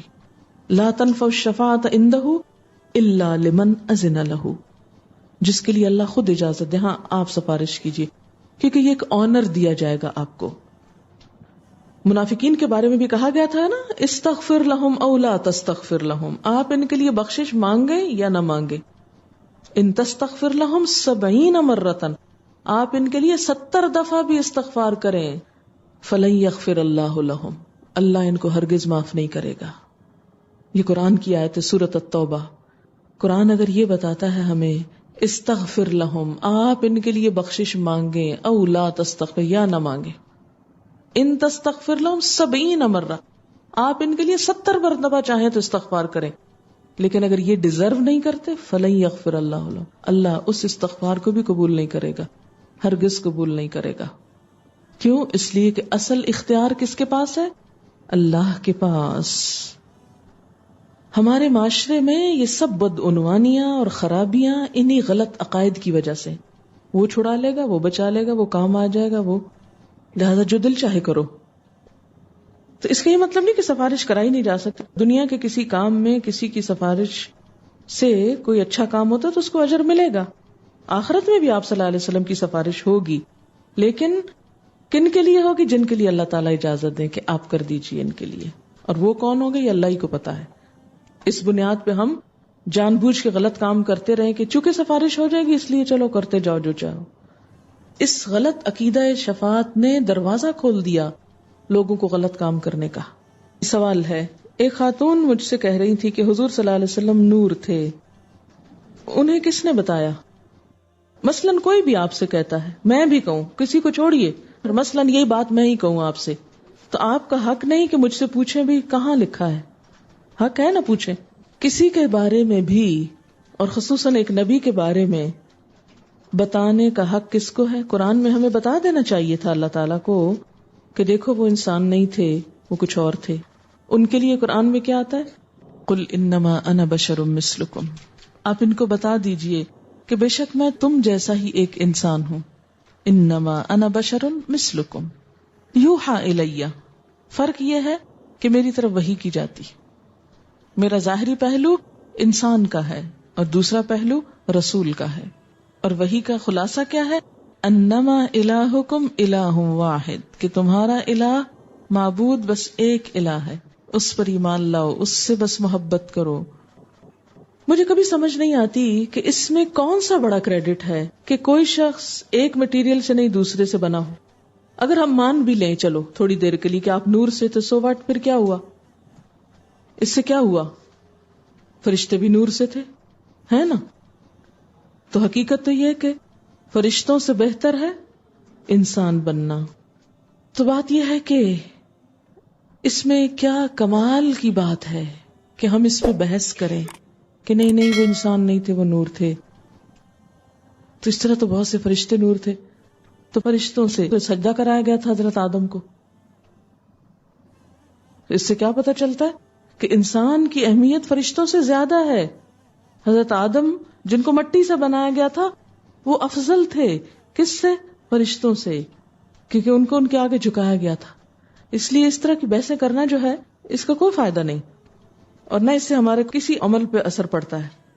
بعض لوگ مخصوص جگہوں پر جا کر اللہ سے دعا کرتے ہیں کہ یہاں دعائیں زیادہ قبول ہوتی ہیں۔ جو قرآن اور سنت سے ہمیں پتہ چلتا ہے کہ جن مخصوص جگہوں پہ دعائیں قبول ہوتی ہیں وہ کون سی ہیں، مثال کے طور پر خانہ کعبہ کے پاس جب اس پہ آپ کی نظر پڑے، حجر اسود کے پاس زمزم پیتے ہوئے، اس کے علاوہ کچھ اور مقامات ہیں، ان میں کسی عام انسان کی قبر کا کوئی ذکر نہیں ہے کہ فلاں نیک انسان جو تمہارے ملک میں پیدا ہوگا اس کی قبر پہ جا کے تم دعا کرنا تو زیادہ قبول ہوگی۔ کہتے ہیں کہ کراچی کے ساحلوں پر 3 بزرگوں کے مزار ہیں، مصری شاہ عبداللہ شاہ غازی، اور تیسرے کا نام نہیں لکھا ہوا، تو پھر یہ کیوں لکھا آپ نے؟ ان کی دعاؤں اور مزاروں کی برکت سے یہاں سیلاب یا سمندری طوفان نہیں آتا، اللہ ہی بہتر جانتا ہے۔ ہمیں کہیں بھی قرآن اور سنت سے یہ نہیں پتا چلتا کہ کسی انسان کے بس میں ہے کسی طوفان کو روکنا، اگر اللہ لانا چاہے اور کوئی انسان اس کو روک لے، یہ تو نہیں ہو سکتا۔ آپ کے روزے پر جا کر دعا مانگنے کی کیا حقیقت ہے؟ کچھ لوگ کہتے ہیں کہ مدینہ میں قبر مبارک پر جا کر جو دعا مانگی جائے وہ قبول ہوتی۔ کوئی ثبوت نہیں قرآن اور سنت سے اس چیز کا۔ ویسے یہ ہے کہ مسجد نبوی جو ہے وہ ایک بابرکت جگہ ہے، وہاں اللہ کے رسول صلی اللہ علیہ وسلم کی عبادتیں تھیں، دعائیں تھیں، تو اس اعتبار سے اگر کوئی شخص وہاں جاتا ہے تو اس کے دل کی حالت، خشوع خضوع، کیفیت بدلتی ہے، اس میں یکسوئی زیادہ آتی ہے، دعا زیادہ اچھی ہوتی ہے، جتنی اچھی دعا ہوگی اتنے قبولیت کے چانسز زیادہ ہیں۔ لیکن آپ صلی اللہ علیہ وسلم نے کوئی ایسی تعلیم نہیں دی کہ یہاں تمہاری دعا زیادہ قبول ہوگی۔ آپ نے کہا کہ کبھی کبھی الہام ہو جاتا ہے، تو جو لوگ الہام کے دعوے کرتے ہیں تو ان کی بات ماننی چاہیے کہ نہیں، مثلاً کسی کی چوری ہو گئی اور وہ کسی کے ساتھ کسی سے جا کے پوچھے، نہیں، اس طرح کی الہام پر ایمان کا کہیں ذکر نہیں۔ وحی پر ایمان کہا گیا ہے کہ لاؤ، لیکن الہام پر ایمان کہیں قرآن اور سنت میں ہم کو نہیں بتایا گیا کہ اس کو بھی ضرور مانو۔ یہ کہنا کہ فلاں ڈاکٹر سے شفا ہوئی، یہ کیسا ہے؟ یہ بھی شرک کی ایک قسم ہے۔ شفا اللہ ہی دیتا ہے، ڈاکٹر علاج کرتا ہے۔ یہ کہہ سکتے ہیں کہ اللہ تعالیٰ نے فلاں کے ذریعے مجھے یہ نعمت بخشی۔ رسول پاک صلی اللہ علیہ وسلم کے وسیلے سے مانگنا جائز ہے یا اللہ سے؟ بات یہ ہے کہ قرآن پاک میں ہمیں بتایا گیا ہے کہ وَإِذَا سَأَلَكَ عِبَادِي أَنِّي فَإِنِّي قَرِيبٌ أُجِيبُ دَعْوَةَ الدَّاعِ إِذَا دَعَانِ۔ جب میرے بندے آپ سے میرے بارے میں پوچھے تو آپ بتا دیجئے میں قریب ہوں، میں پکارنے والے کی پکار کا جواب دیتا ہوں، اذا دعانی، جب بھی وہ مجھے پکارتا ہے۔ تو اس میں تو ہمیں نہیں بتایا گیا کہ پکارنے والے کو فلاں اور فلاں ذریعے سے آنا چاہیے تو جب میں دعا سنتا ہوں۔ قرآن پاک کی کتنی دعائیں ہیں؟ 40 ربنا آپ نے پڑھی ہوگی، 40 ربنا ہے، تو اس میں کیا ہے؟ سب میں کیا کہا گیا؟ ربنا، اے ہمارے رب. کسی ذریعے کی کوئی بات نہیں ہوئی. نبی صلی اللہ علیہ وسلم کی دعائیں جو ہیں وہ سب کس سے شروع ہوتی ہیں؟ اللہم. تو اس لیے آپ کی دعاؤں میں کوئی ایسی چیز خود سے نہیں سکھائی گئی. بعض اوقات کچھ لوگوں نے یہ ایسا ضرور کیا کہ انہوں نے نیک اعمال کی بجائے نیک لوگوں کا بھی وسیلہ دینا شروع کر دیا. تو یہ ان لوگوں کا اپنا خیال ہے. قرآن اور سنت میں دراصل کیا ہے کہ نیک اعمال کا وسیلہ دیا جا سکتا ہے. جیسے وہ ایک غار میں 3 لوگ جو بند ہو گئے تھے، انہوں نے کیا کیا تھا؟ اپنے نیک اعمال کے وسیلے کی بات کی تھی. لیکن انہوں نے بھی یہ نہیں کہا تھا کہ کسی آنے والے یا گزرے ہوئے پیغمبر کے وسیلے سے کوئی بات کی جائے. اس میں ہم یہ بھی دیکھتے ہیں ایک صحابی نے یوں دعا کی کہ اے اللہ میں تجھ سے سوال کرتا ہوں اس بات کے وسیلے سے کہ میں گواہی دیتا ہوں کہ بے شک تو ہی اللہ ہے، تیرے سوا کوئی معبود نہیں، تو اکیلا ہے، بے نیاز ہے، تیری کوئی اولاد نہیں، نہ تو کسی کی اولاد ہے، نہ کوئی تیرے برابر ہے. نبی صلی اللہ علیہ وسلم یہ سن رہے تھے. آپ نے فرمایا اس ذات کی قسم جس کے قبضے میں میری جان ہے، اس شخص نے اللہ سے اس کے اسم اعظم کے وسیلے سے دعا کی. جو شخص اس وسیلے سے دعا کرے گا اللہ قبول فرمائے گا، اور جو مانگے گا ضرور دیا جائے گا. تو اس سے کیا پتہ چلتا ہے کہ اللہ کے جو نام ہیں ان کا وسیلہ آپ بنا سکتے ہیں. اس کی دلیل ملتی ہے. اسی طرح ایک نابینا صحابی نے حضور صلی اللہ علیہ وسلم کی خدمت میں عرض کیا کہ آپ اللہ سے دعا کریں کہ وہ میری بینائی لوٹا دے. تو آپ نے دعا کی، صحابی نے بھی دعا کی. تو کیا دعا تھی؟ اے اللہ میں تجھ سے سوال کرتا ہوں اور تیرے نبی محمد صلی اللہ علیہ وسلم کے ذریعے تیری طرف متوجہ ہوتا ہوں، اور اے محمد صلی اللہ علیہ وسلم میں آپ کے ذریعے اللہ کی طرف متوجہ ہوتا ہوں تاکہ میری حاجت پوری کی جائے. اے اللہ آپ صلی اللہ علیہ وسلم جو سفارش کر رہے ہیں وہ قبول فرما. اللہ تعالیٰ نے دعا قبول کی اور صحابی کی بینائی لوٹ آئی. ٹھیک ہے، تو یہ آپ کی زندگی میں کیا ہوا کہ یا اللہ جو آپ دعا کر رہے ہیں وہ آپ قبول کر لیجئے. وہ خود بھی کر رہے تھے اور آپ بھی کر رہے تھے. تو یہ چیز تو ملتی ہے. لیکن آپ کے بعد حضرت عمر نے جب قحط پڑا تھا تو اس طرح کی دعا کرنے کی بجائے کیا کہا کہ اے اللہ ہم اپنے نبی صلی اللہ علیہ وسلم کو تیری طرف وسیلہ بناتے تھے، یعنی جب آپ زندہ تھے، اور تو بارش برساتا تھا. اب ہم اپنے نبی کے چچا یعنی حضرت عباس کو وسیلہ بناتے ہیں، کیونکہ اس وقت وہ یہ بھی تو کر سکتے تھے کہ پھر آپ ہی کو بناتے. تو انہوں نے کیا کیا؟ حضرت عباس کو بنایا. وآخر دعوانا ان الحمد للہ رب العالمین. سبحانک اللہم وبحمدک اشہد ان لا الہ الا انت استغفرک واتوب الیک. السلام علیکم ورحمۃ اللہ وبرکاتہ.